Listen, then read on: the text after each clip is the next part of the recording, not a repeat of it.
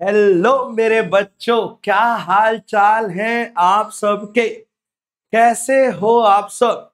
और क्या आपकी पढ़ाई लिखाई ऑन ट्रैक है क्या? आई होप बच्चे अभी तक आप सारे वन शॉट्स देख चुके हो।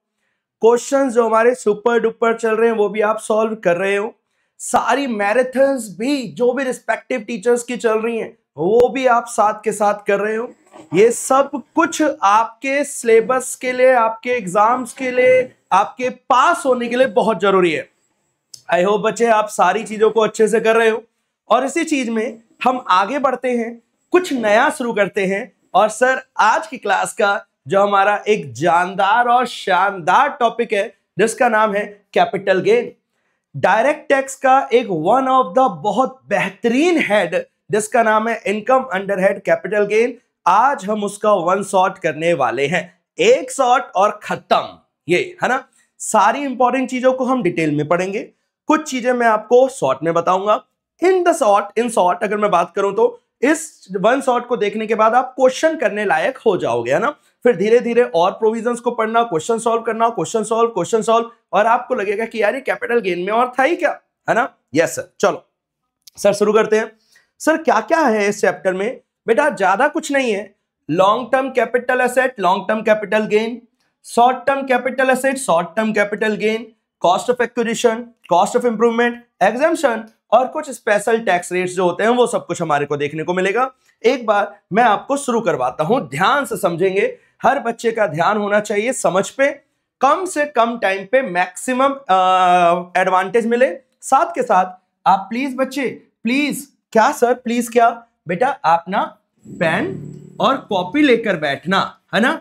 इन दोनों की जुगलबंदी दिखाना, और जहां जहां आपको नोट मेकिंग की जरूरत लगे वहां वहां आप नोट मेकिंग कर लेना। और जहां से मैं पढ़ाऊंगा वो तो आपको मिलेगा ही मिलेगा, है ना सर। यस सर, चलो अब हम हमारी क्लास शुरू करते हैं। बेटा क्या है सर क्लास में? बेटा देखो, चाहे आपको शॉर्ट टर्म कैपिटल गेन निकालना हो चाहे लॉन्ग टर्म कैपिटल गेन निकालना हो, सबसे पहली बात भाई ये चैप्टर लगता ही जब है जब आपके पास कोई कैपिटल असेट हो, क्योंकि ये वन शॉट है तो बेटा जो इंपॉर्टेंट चीजें उस पर ज्यादा फोकस करेंगे, ठीक है। तो भाई सबसे इंपॉर्टेंट बात तो कैपिटल एसेट होना चाहिए। एंड दूसरी इंपॉर्टेंट बात, सिर्फ कैपिटल एसेट से बात नहीं बनेगी, उसका ट्रांसफर होना भी जरूरी है। कैपिटल एसेट हो और वो ट्रांसफर हो, ठीक है बेटा। ट्रांसफर की अलग अलग वर्ड्स, अलग अलग मीनिंग होती है। लाइक सेल हो गया, लाइक एक्सचेंज हो गया, रेलिंक्विशमेंट हो गया, और भी बहुत सारी चीजें ट्रांसफर होती हैं, ठीक है। अभी हम देखेंगे ये सब कुछ, और कैपिटल एसेट में क्या क्या रहता है वो भी हम देखेंगे। हाँ, इसकी भी मीनिंग है पूरी बकायदा, और ट्रांसफर की भी मीनिंग होती है बकायदा। हाँ सर, अभी हम क्या देखने जा रहे हैं वो देखते हैं। बेटा देखना, depending upon period of holding. बेटा depending upon period of holding, कि मेरे पास वो असेट कितने टाइम तक रहा। अब इस पीरियड ऑफ होल्डिंग में ना एक छोटी सी ध्यान देने वाली बात है, 23/7/24 से पहले का और 23/7/24 के बाद का। पहले का और बाद का थोड़ा सा ध्यान देना होता है। पहले वाले में बेटा 12 महीने, 24 महीने और 36 महीने, और जो अब है करेंटली जो चल रहा है 12 महीने और 24 महीने, सिर्फ ये दो क्लासिफिकेशन है। पीरियड ऑफ होल्डिंग 12 महीने, 24 महीने, 36 महीने पहले चलता था। 23/7/24 से पहले का आपके पेपर में क्वेश्चन बन सकता है बेटा, ये नहीं है कि आप इसे इग्नोर करके जाओगे। और दूसरा 23/7/2024 का अब सिर्फ दो क्लासिफिकेशन बचे हैं। अब सुनना बेटा ध्यान से, हम पीरियड ऑफ होल्डिंग के बेसिस पे क्या करेंगे? बेटा हम पीरियड ऑफ होल्डिंग के बेसिस पे डिसाइड करेंगे कि वो जो असेट है वो हमारा कौन सा असेट है। वो या तो हमारा शॉर्ट टर्म कैपिटल एसेट बनेगा, शॉर्ट टर्म कैपिटल एसेट जैसे हम बोलेंगे बेटा एसटीसीए, या तो वो हमारा बनेगा लॉन्ग टर्म कैपिटल एसेट। ये लॉन्ग टर्म और शॉर्ट टर्म देखने के लिए क्या देखते हैं बेटा, बताया ना अभी, पीरियड ऑफ होल्डिंग देखते हैं बेटा। पीरियड ऑफ होल्डिंग कौन सी प्रॉपर्टी कौन से एसेट के केस में कितने महीने देखते हैं वो सब कुछ हम डिटेल में पढ़ेंगे। अभी तो मैं शुरुआत करवाने के लिए सब कुछ बता रहा हूं, ठीक है। इसे हम बोलेंगे एलटीसीए, ठीक है बेटा। डिपेंडिंग अपॉन कि वो एसटीसीए बना या एलटीसीए, अगर एसटीसीए बना, शॉर्ट टर्म कैपिटल एसेट बना, तो इसके ऊपर गेन निकलेगा शॉर्ट टर्म वाला कैपिटल गेन, ठीक है सर। और अगर वो हमारा एलटीसीए बना सर, एलटीसीए बना, तो वो हमारा बनेगा लॉन्ग टर्म कैपिटल गेन, है ना। तो एसटीसीए पे शॉर्ट टर्म कैपिटल गेन और एलटीसीए पे लॉन्ग टर्म कैपिटल गेन, जिसे हम शॉर्ट में बोलते हैं एसटीसीजी और यहां पे हम शॉर्ट में बोलते हैं एलटीसीजी। ठीक है सर, ओके सर, कम से कम टाइम में ज्यादा से ज्यादा बढ़िया तरीके से करवाना। ठीक है बेटा, ये वाली बात डन रही, पक्की बात है, डन रही। ठीक है, अभी तक हमने क्या पढ़ा बेटा, सबसे इंपॉर्टेंट बात तो कैपिटल एसेट होना चाहिए, उसका ट्रांसफर होना चाहिए। ठीक है सर, फिर ट्रांसफर और कैपिटल एसेट के साथ ये पीरियड ऑफ होल्डिंग का टॉपिक मिक्स होगा, जो अलग अलग एसेट्स के लिए अलग अलग टाइम पीरियड बताता है। 23/7/24 में बेटा मेजर अमेंडमेंट्स थी, उससे पहले का कुछ और है, और 23/7/24 या उसके बाद का कुछ और लॉ है। ठीक है क्या है वो हम देखेंगे, मैंने हिंट के तौर पे दे दिया। पहले 3 क्लासिफिकेशन थे, 12, 24 और 36, और अभी सिर्फ 2 हैं, 12 और 24। अभी कंपैरेटिवली काफी इजी हो गया है। ठीक है, फिर इस पीरियड ऑफ होल्डिंग के बेसिस पे, इसके बेसिस पे हमने डिसाइड करा कि वो शॉर्ट टर्म बनेगा या लॉन्ग टर्म बनेगा। अब डिपेंडिंग अपॉन वो शॉर्ट टर्म बना या लॉन्ग टर्म बना, उसके बाद क्या होगा वो देखना। उसके बाद बेटा कुछ ऐसा होने वाला है, अगर वो शॉर्ट टर्म बना अगर वो शॉर्ट टर्म बना और अगर वो लॉन्ग टर्म बना, तो बेटा क्या कैपिटल गेन कैसे निकलेगा सर, मैं बताता हूं बेटा। सबसे इंपॉर्टेंट पार्ट होगा full value consideration. Full value consideration का मतलब हुआ सर, शॉर्ट टर्म की बात कर रहे हैं इधर हम, फुल वैल्यू कंसिडरेशन का मतलब हुआ सर कितने का वो बेचा, सेल वैल्यू। इसके बगल में लिख देता हूं बेटा, ये एक तरीके की सेल वैल्यू हो गई, कितने का वो एसेट बिका। ठीक है, फिर इसमें से बेटा वो ब्रोकरेज और वो कमीशन माइनस कर देना, वो ब्रोकरेज या कमीशन माइनस कर देना जो जरूरी था, जो होली एंड एक्सक्लूसिवली था, होली एक्सक्लूसिवली था, जरूरी था उस ट्रांसफर को लेकर, ट्रांसफर से रिलेटेड कमीशन एंड ब्रोकरेज का खर्चा माइनस कर देना। ठीक है सर, कर दिया, ओके बेटा, गुड। जैसे ही आप ये माइनस करोगे ना, फिर उसके बाद आपका निकल कर आएगा, क्या निकल कर आएगा सर बेटा, ये निकल कर आएगा आपका हमारा नेट सेल्स कंसिडरेशन, यह है हमारा नेट सेल्स कंसिडरेशन। हाँ सर, फिर बेटा इसमें से ना 2 चीजें और माइनस करते हैं। पहली चीज माइनस होती है कॉस्ट ऑफ एक्विजिशन, कितने का हमने वो चीज जो बेचा है वो कितने का खरीदा था, यहां पे कितने का बेचा और कभी खरीदा होगा ना तो कितने का खरीदा, तो वो माइनस करेंगे। और दूसरा और क्या माइनस करेंगे सर बेटा, कई बार कुछ चीज खरीदते हैं ना तो उसमें ना चेंजेस भी होते हैं, उसमें जरूरत पड़ने पे इंप्रूवमेंट भी करवाते हैं, रिन्यूअल, रिनोवेशन, रिपेयर, ये सब कुछ भी करवाते हैं, तो हम उसे बोलते हैं हमारी भाषा में, टैक्स की भाषा में इसे बोला COA, और इसे बोलेंगे कॉस्ट ऑफ इंप्रूवमेंट, जैसे हम शॉर्ट में बोलेंगे, पेपर में नहीं बोलेंगे लेकिन पेपर में पूरा लिखेंगे, इसे हम शॉर्ट में बोलते हैं COI। COA और COI ये दोनों चीजें माइनस कर दी, बहुत बढ़िया सर, ये तो बहुत इजी है। हाँ बेटा इजी तो है। फिर जैसे हमारी ये दोनों चीजें माइनस हुई बेटा, ये निकल कर आया हमारा शॉर्ट टर्म कैपिटल गेन, ये निकल कर आया short term capital gain, short term capital gain. फिर उसके बाद सर एक चीज और माइनस कर दो, क्या माइनस करना है बेटा इसके अंदर, अब सिर्फ एक चीज और माइनस करनी है, क्या, वो सुनना ध्यान से।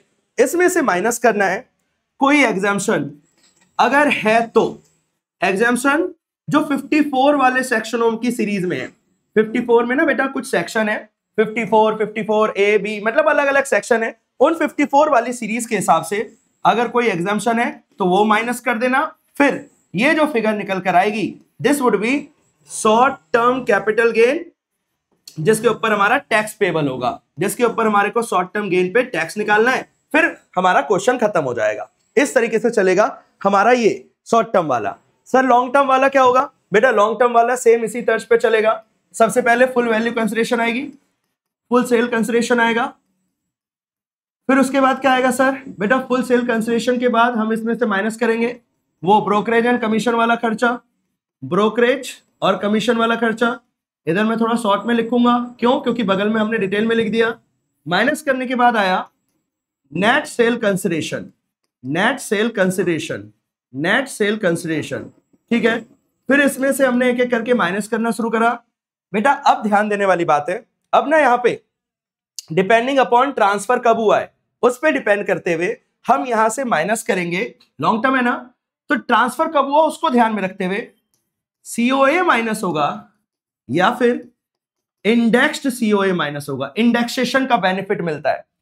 इंडेक्सेशन का मतलब होता है वो चीज जो बहुत पहले खरीदी थी आज उसकी वैल्यू बढ़ चुकी होगी, तो उसके लिए उस रुपए की वैल्यू बढ़ चुकी होगी, मनी की वैल्यू बढ़ चुकी होगी, तो उसका इंडेक्सेशन करना जरूरी होता है, तो इंडेक्स्ड सीओए आएगा। सेम इसी तर्ज पे बेटा इंडेक्स्ड सीओआई आएगा, या डेट ऑफ जो भी है हमारा ट्रांसफर उसके हिसाब से पता चलेगा इंडेक्सेशन होना है या नहीं होना। जो भी केस हो, दोनों ही केसेस में माइनस तो होगा ही होगा, इंडेक्सेशन होगा या नहीं होगा वो 23/7/24 के पहले या बाद की बात है, ठीक है, तो वो अभी आप डिटेल में देखोगे ही। जैसे ये माइनस करोगे तो ये आ गया मेरा बेटा long term capital gain, yes sir, है ना। अब इसमें से माइनस कर देंगे हम जो भी हमारी एग्जाम्पशन है, ये तो कॉमन है बेटा, एग्जाम्पशन है, जो भी एग्जाम्पशन है 54 सीरीज के अंदर सेक्शन के अंदर वो सारी एग्जाम्पशन माइनस करेंगे, फिर हमारा आ गया लॉन्ग टर्म कैपिटल गेन जिसपे टैक्स पेबल हो जाएगा, है ना। तो ये हमारे को मेन निकालना है, long term capital gain on which tax is payable, बस इतना काम है।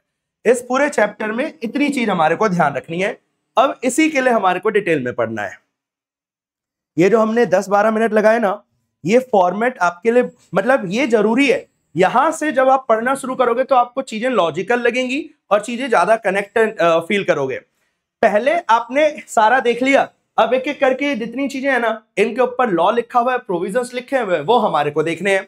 लाइक सीओए क्या होता है, सीओआई क्या होता है, फुल वैल्यू कंसेशन क्या होता है, इंडेक्सेशन क्या होता है, एग्जाम्पशन में क्या क्या मिलता है, कैपिटल एसेट क्या होता है, पीरियड ऑफ होल्डिंग क्या होता है, ये सारी चीजें अब आप देखोगे तो आपको मच मोर कनेक्टेड फील होगा। यस सर, आई होप बच्चे इतना तो क्लियर है। हाँ सर इतना क्लियर है, ठीक है। अब हम आगे बढ़ते हैं बेटा आगे बढ़ने के लिए ना ये तो हमारा एक मस्त वाला वो हो गया, एक माइंड मेकअप हो गया कि ये सारी चीजें देख ली। अब हम इसे पढ़ने के लिए हमारे नोट्स पे चलते हैं, फिर जो जो जरूरी लगेगा उसे मैं यहाँ पे आपको समझाने के लिए आ जाऊंगा। ओके सर, ठीक है बेटा, हेयर आर द नोट्स। हम यहां से पढ़ने वाले हैं हमारा कैपिटल गेन, सारी चीजें यहां से करेंगे अच्छे से डिटेल में, है ना। शुरू करते हैं। सर सबसे पहले क्या है बेटा, किसी भी चैप्टर में आपने सुना होगा टैक्स लगाने के लिए एक चार्जिंग सेक्शन होता है, तो यहां पे भी है कोई भी प्रॉफिट या गेन जो अराइज हुआ ट्रांसफर करके किसी कैपिटल एसेट को ट्रांसफर करा है, अपने स्टॉक को ट्रांसफर नहीं करा, स्टॉक को करा होता तो पीजीबीपी में जाता। कैपिटल एसेट ट्रांसफर हुआ है, will be chargeable to income tax, तो उस गेन के ऊपर या उस प्रॉफिट के ऊपर जो कैपिटल एसेट से कमाया वो वाला टैक्स लगेगा हमारा कैपिटल गेन में, ठीक है। उस प्रीवियस ईयर में जिस साल ट्रांसफर हुआ था, अभी तो बेटा ये बोल रहा है जिस साल में ट्रांसफर हुआ था उस साल में लगेगा ना, आगे इस बात की ना कुछ एक्सेप्शन है, कुछ ऐसे भी होती हैं जो उस साल में नहीं किसी और साल में लगता है।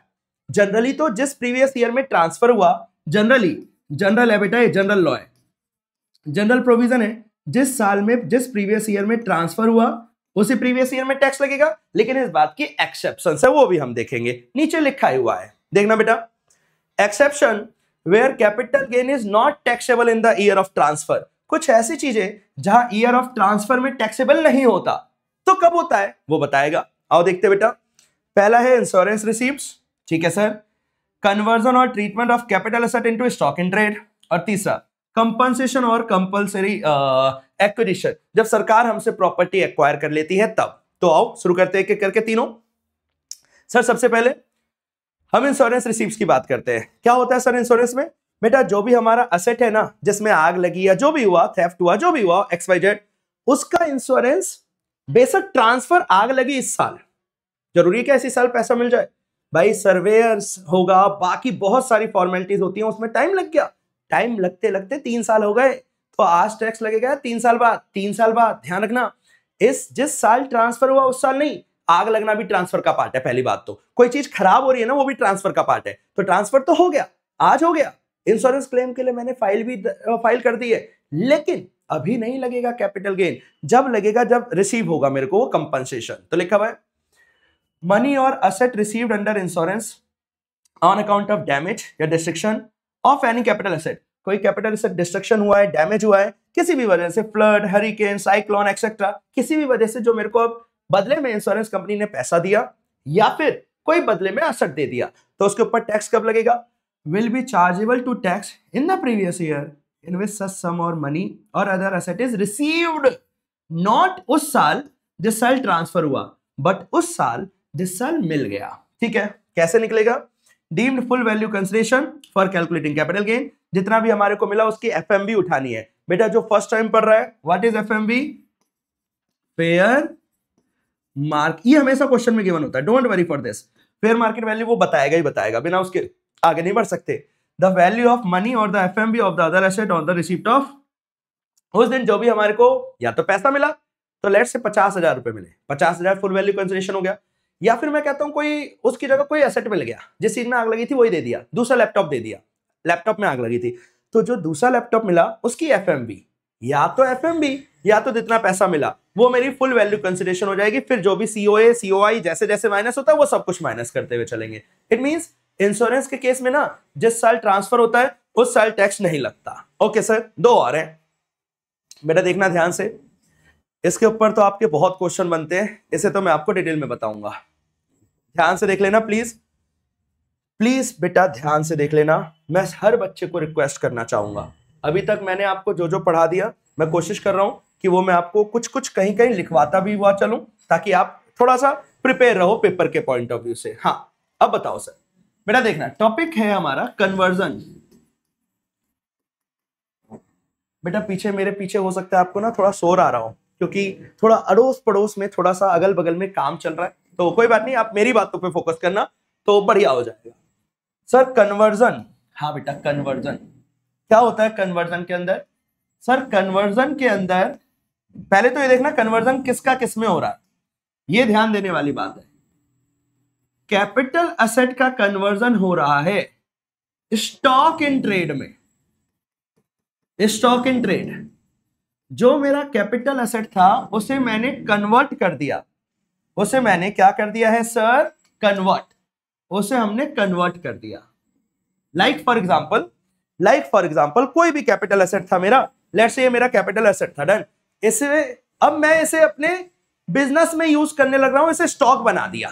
पहले इसे कैपिटल एसेट की तरह था, अब ये मेरा स्टॉक बन चुका है। लेट्स से मैं ना मेरे पास एसी रखा था, तो एसी मेरा कैपिटल एसेट था, अब मैंने एसी का बिजनेस ही शुरू कर दिया, तो उस एसेट को, उस एसी को भी मैं बेचने लग गया। तो जब कैपिटल एसेट मेरे किस में कन्वर्ट हुआ है? Stock in trade. तो अब क्या होगा वो सुनना ध्यान से बेटा, कन्वर्ट हुआ है आज, कन्वर्ट हुआ है आज, डन।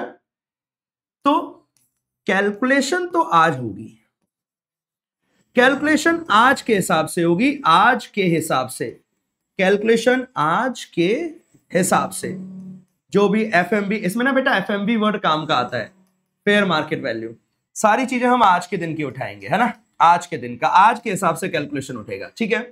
लेकिन पता है टैक्स कब पे करना होगा? बेटा टैक्स जब पे करना होगा, कैपिटल गेन टैक्स जब पे करना होगा जब वो स्टॉक जो इसमें कन्वर्ट हुए थे हम, वो एक्चुअल में सेल हो जाएगा। जब वो एक्चुअल में सेल होगा, मतलब कन्वर्जन तो इस साल हो गया, तो कन्वर्जन भी मेरा ट्रांसफर बन गया, ठीक है। लेकिन कन्वर्जन तो इस टाइम पे हुआ है, इस प्रीवियस ईयर में टैक्स नहीं लगेगा। मान के चलो 23-24 में कन्वर्जन हुआ था, तो 23-24 में टैक्स नहीं लगेगा। 23-24 में तो कैलकुलेट करेंगे, सीओए सीओआई इंडेक्सेशन सब कुछ इस साल तक का चलेगा, लेकिन टैक्स देने की लायबिलिटी कब अराइज होगी? लायबिलिटी उस साल में अराइज होगी जिस साल, जिसमें हमने अपने एसेट को कन्वर्ट करा था, वो स्टॉक इन ट्रेड रियल में सेल हो जाए। मार्केट में जब हम इसे सोल्ड कर देंगे उस साल टैक्स देने की बात आएगी। तो ये एक्सेप्शन है इस वजह से। आई होप बच्चे वाली बात समझ में आई होगी। आओ इसे एक बार फटाफट देख लेते हैं। लिखा हुआ है, क्या लिखा हुआ है सर? ये रहा, conversion of capital asset into stock in trade, capital gain और बिजनेस इनकम। देखो बेटा यहां पे अब दो बातें हैं, ध्यान से देखना। हम यहां चलते हैं पहले। जब स्टॉक इन ट्रेड बिकेगा, जब कन्वर्जन हुआ, तो इस वाले पार्ट पे लगेगा कैपिटल गेन, कन्वर्जन वाले पार्ट पे लगेगा capital gain. This part, this treatment self form part, इसके हमने सुपर डुपर में क्वेश्चन भी करे थे बेटा। कैपिटल गेन, ये हमारा कैपिटल गेन, सेम इसी टाइप का क्वेश्चन था वो, कैपिटल गेन।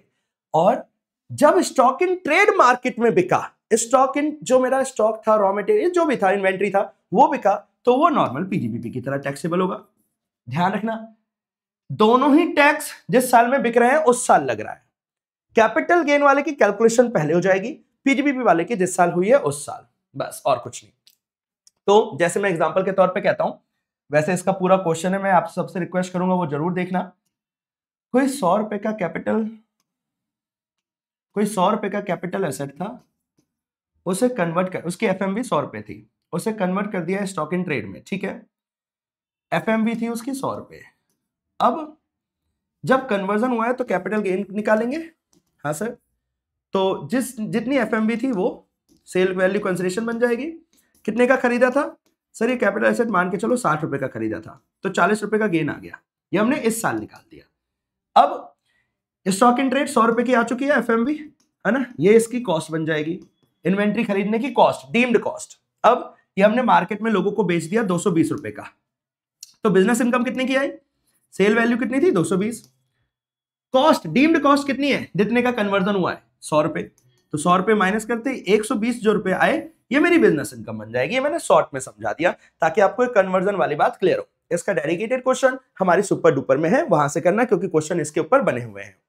आ जाओ सर, वापस आ जाओ बेटा। Capital gain FMV on the date of conversion, capital gain कैसे निकलेगा ये मैंने बता दिया। एफएमवी जितना भी था ये रहा, FMV on the date of conversion minus COA, बस इतनी सी बात, ये वाली बात पढ़ रहे हो आप, ठीक है।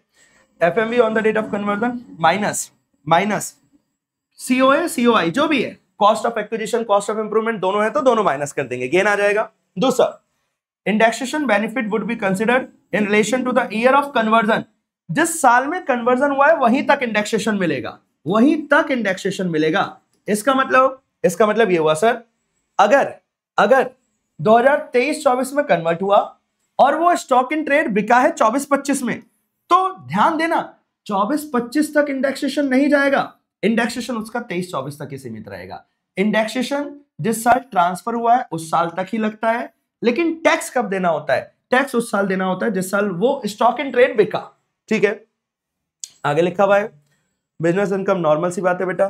सेल प्राइस, जो भी हमारा सेल प्राइस था, जितने का मैंने बेचा, हमारे एग्जांपल में 220 का बेचा था, और एफएमबी कितने रुपए का था, एफएमबी 100 रुपए का था हमारे एग्जांपल में, तो 120 रुपए का बिजनेस इनकम निकल कर आ गई।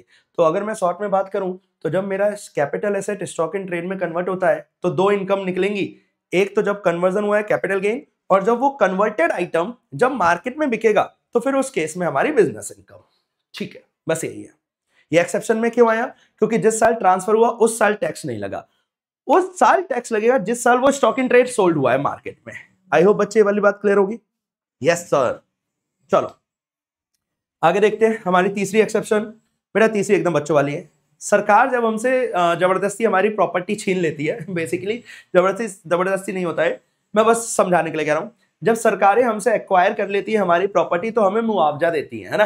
अब ध्यान देना, इसमें भी एक मैं आपको बात दिला देता हूं, याद ध्यान से देखना प्लीज बेटा।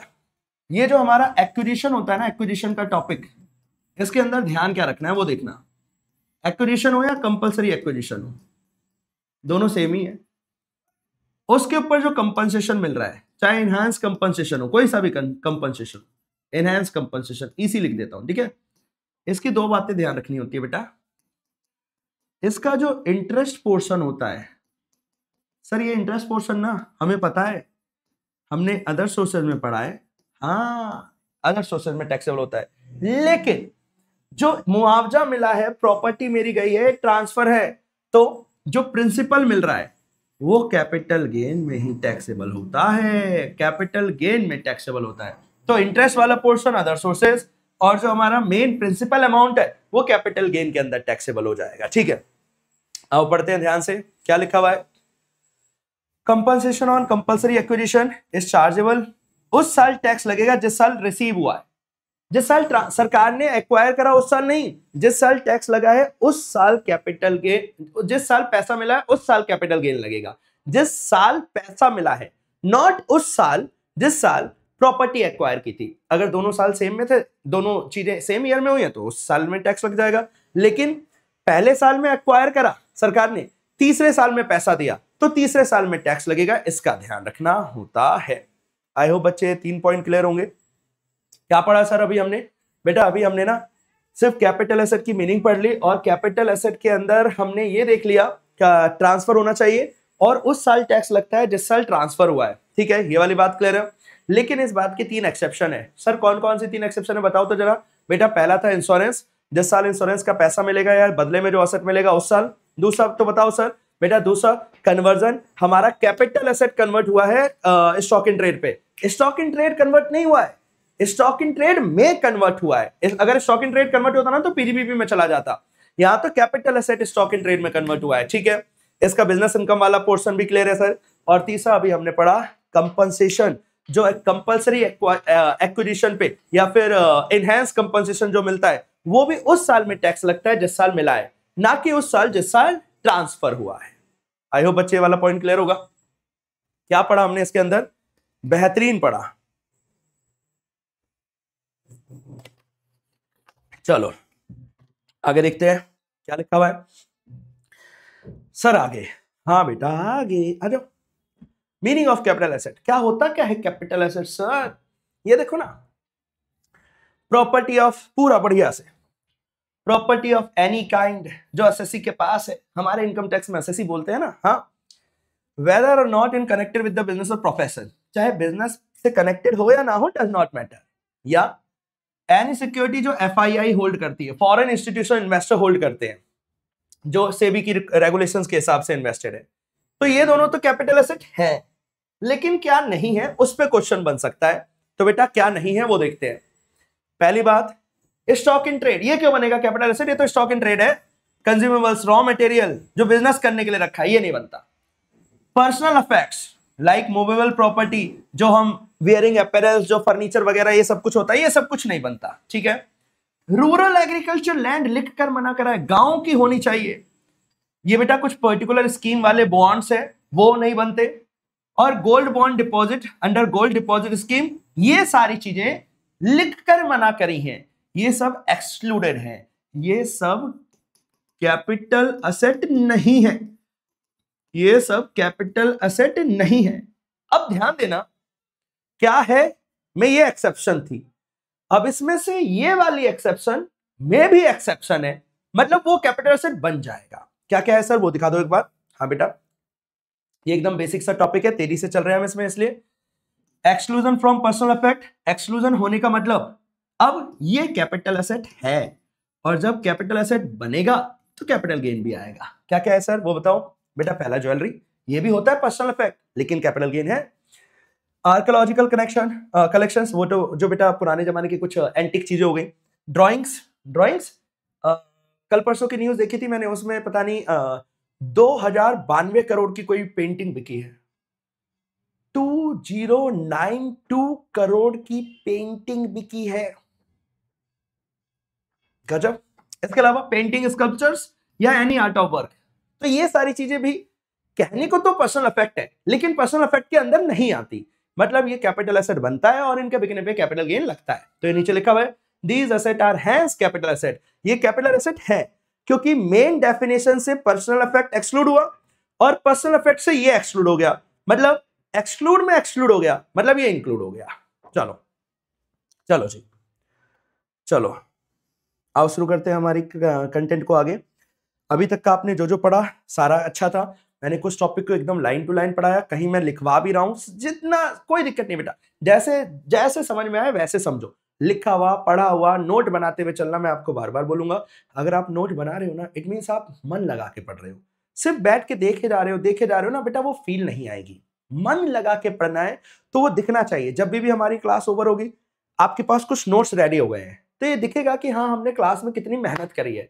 लेकिन अगर आपने सिर्फ ये लैपटॉप ले रखा है, फोन ले रखा है और टैबलेट ले रखा है, करे जा रहे हो, हाँ ठीक है ठीक है ठीक है ठीक है ठीक है ठीक है, गर्दन हिल रही है, लेकिन कुछ नोट नहीं बना रहे ना, तो वो ठीक उतना ठीक नहीं रहेगा, है ना।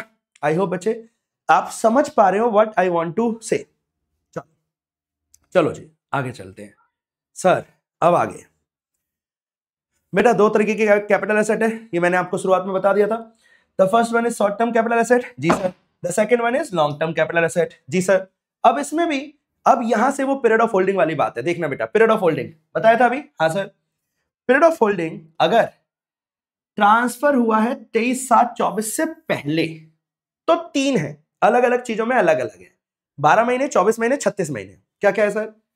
सर पढ़ो, ध्यान से पढ़ना। अगर सिक्योरिटी है other than unit, mutual fund की यूनिट को छोड़कर, सिक्योरिटी है जो कि लिस्टेड है स्टॉक एक्सचेंज पे, या कोई इक्विटी ओरिएंटेड यूनिट्स है, या यूनिट ट्रस्ट ऑफ इंडिया की कोई यूनिट है, या जीरो कूपन बॉन्ड है, ये 3 चीजों के लिए अप टू 12 महीने। बेटा इसका मतलब हुआ अप टू 12 भी हुए, अप टू मतलब 12 या 12 से कम हुए तो ये शॉर्ट टर्म है, लेकिन 12 से एक दिन ज्यादा हो गया तो लॉन्ग टर्म है।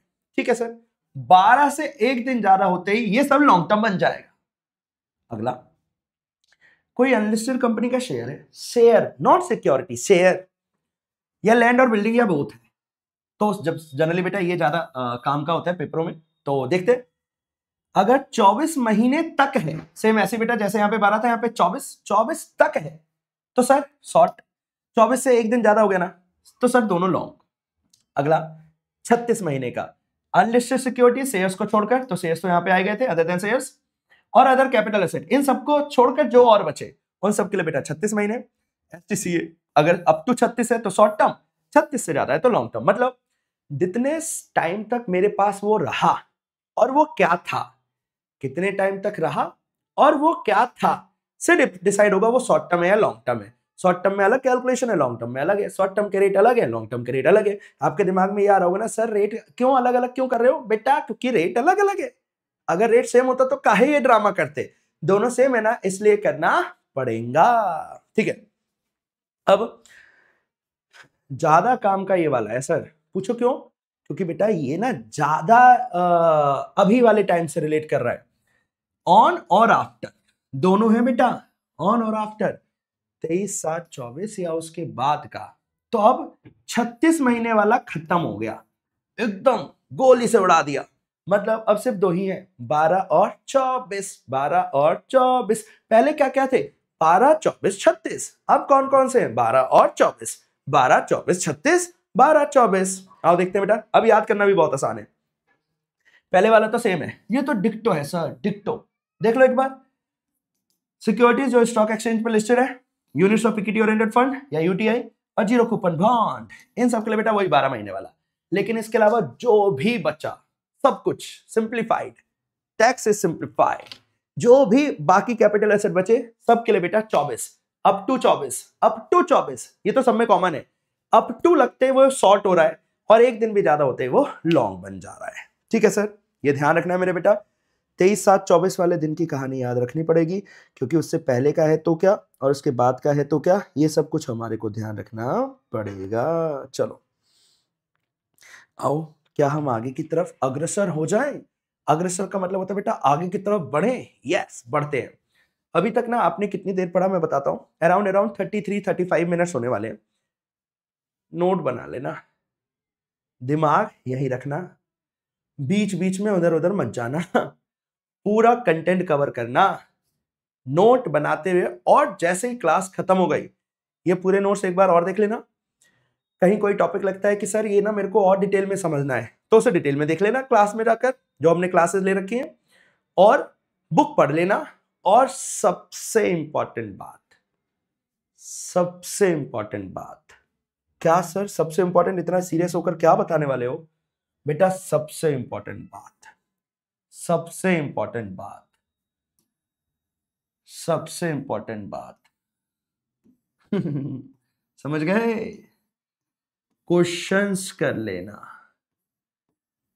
अगर नहीं करोगे तो बेटा कोई फायदा नहीं होगा। इतना बड़ा बड़ा लिख दिया और क्या बोलूं? प्लीज क्वेश्चंस कर लेना बेटा, प्लीज क्वेश्चंस कर लेना, प्लीज प्रैक्टिस कर लेना सर, प्रैक्टिस, क्वेश्चन की practice, practice as much as you can. जितना कर सको उतना करना, जितना हो सके, जितना ज्यादा से ज्यादा हो सके, जितना ज्यादा उतना फायदा, जितना ज्यादा उतना फायदा, है ना? कुछ इस तरीके से आप राइम बना के याद करना है ना, शुरू करना। प्लीज पढ़ लेना, नालायकों क्वेश्चन कर लेना। क्वेश्चन के बिना आपकी प्रिपरेशन अधूरी मानी जाएगी, मैं सीधा कह रहा हूं। खास तौर पे डायरेक्ट टैक्स में तो, और ये जो capital gain, PGBP, house property, residential, आप बिना क्वेश्चन की प्रैक्टिस करे हुए जा रहे हो तो पेपर में हाथ नहीं चलेगा, तो ये जरूर करना। चलो चलो सर, आओ वापस चलते हैं। हाँ बेटा वापस चलते हैं। ये हमने पढ़ लिया, पीरियड ऑफ होल्डिंग के हिसाब से शॉर्ट टर्म लॉन्ग टर्म हमारे को करना आ चुका है। अब पढ़ते हैं सर ट्रांसफर क्या होता है। तो बेटा ट्रांसफर में ना बहुत सारी चीजें जाती हैं। ये मैंने आपको अभी एक छोटा सा ओवरव्यू दिया था ना जब हमने चैप्टर शुरू करा था, तो वहीं के कुछ वर्ड्स है। लेट्स सी क्या क्या आता है बेटा ट्रांसफर के अंदर। सेल, एक्सचेंज और रेलिंक्विश, छोड़ देना, राइट को त्याग देना, ये सब ट्रांसफर है। Extinguishment of any rights, rights त्याग देना। कंपल्सरी एक्विजिशन अभी देख लिया, ये भी ट्रांसफर है। Capital asset stock in trade में कन्वर्ट होता है, ये भी ट्रांसफर है। कैपिटल एसेट होना चाहिए स्टॉक में, स्टॉक ना हो रहा हो इसमें। मैच्योरिटी बेटा, कोई जीरो कूपन बॉन्ड मैच्योर होते हैं, रिडेम्पशन होता है, रिडीम होते हैं, तो वो सब भी ट्रांसफर है। Possession of N immovable property in consideration of part performance of a contract, कोई इमूवेबल प्रॉपर्टी की आपने पोजेशन ले ली है किसी पार्ट परफॉर्मेंस के बदले, तो वो भी कंसिडरेशन ट्रांसफर है। Transaction which have the effect of transferring enabling the enjoyment of any movable property, कोई भी ऐसी हरकत या कोई भी ऐसी चीज जिससे सामने वाले के पास वो जा रहा है, कोई भी एसेट का एंजॉयमेंट जा रहा है, तो जब सामने वाला उसे एंजॉय कर रहा है मतलब आपने उसे क्या कर दिया है, ट्रांसफर। तो बेसिकली इस पे क्वेश्चन बनने के चांसेस बहुत कम है, लेकिन एक बार के लिए क्या पता थ्योरी का क्वेश्चन बन जाए, इसलिए हमने इसके कुछ मेजर वर्ड्स देख लिए हैं। ठीक है, ओके। नाउ बेटा क्या क्या ट्रांसफर नहीं होता उसके बेटा पूरी लिस्ट दे रखी है। जनरली सरकार इनके ऊपर टैक्स नहीं लगाना चाहती, इसलिए बोल रखा है कि ये सब कुछ ट्रांसफर नहीं होता। लाइक क्या क्या है, जब बेटा कोई एचयूएफ का बंटवारा होता है, जब एचयूएफ का वो होता है पार्टीशन, चाहे पार्शियल हो चाहे पूरा हो, तो जो इनके मेंबर्स को असेट बढ़ते हैं वो सब का वो नहीं होता, ट्रांसफर नहीं होता। हो तो ट्रांसफर रहा है लेकिन ट्रांसफर नहीं होता, लिख कर मना है। Any transfer of capital asset by an individual या एचयूएफ अंडर अ गिफ्ट और will or an irrevocable, irrevocable मतलब which can not be revocated, irrevocable, कोई रिवोकेबल ट्रस्ट के तहत हमने किसी को कोई गिफ्ट और विल दिया तो ये भी ट्रांसफर नहीं है। Any transfer of capital asset by holding company, holding company अपनी 100% सब्सिडरी इंडियन कंपनी को एसेट ट्रांसफर कर रही है, तो ये भी नहीं है। तो दो कंडीशन है, एक तो इंडियन कंपनी सब्सिडरी होनी चाहिए, सब्सिडरी इंडियन होनी चाहिए, दूसरा ये सब्सिडरी 100% सब्सिडरी होनी चाहिए। सब्सिडरी इंडिया में नहीं है तो भी वो ट्रांसफर बनेगा, सब्सिडरी इंडिया में है लेकिन 100% नहीं है तो भी वो ट्रांसफर बनेगा। दोनों कंडीशन होनी चाहिए, होल्डिंग कंपनी कहीं की भी हो चलेगा, सब्सिडरी इंडिया में हो और सब्सिडरी 100% सब्सिडरी हो तो वो ट्रांसफर नहीं बनेगा। ठीक है। दूसरा, any transfer of issue of shares by the resulting company, जो अमलगमेशन सुना होगा बेटा, in the scheme of demerger of the share holders of the demerge company, demerge company के शेयर होल्डर्स को जब उनकी कंपनी बंद हुई तो किसी और कंपनी जो नई बनी उसके शेयर्स दे दिए, ट्रांसफर नहीं है। देखने में ट्रांसफर है लेकिन है नहीं। Same in the case of amalgamation, जो नई कंपनी में शेयर्स दिए, पुरानी के कंपनी के लेकर नई कंपनी में शेयर्स दिए, तो है तो देखने में तो ट्रांसफर हो रहा है लेकिन ना, still it is not transfer, लिखकर मना है।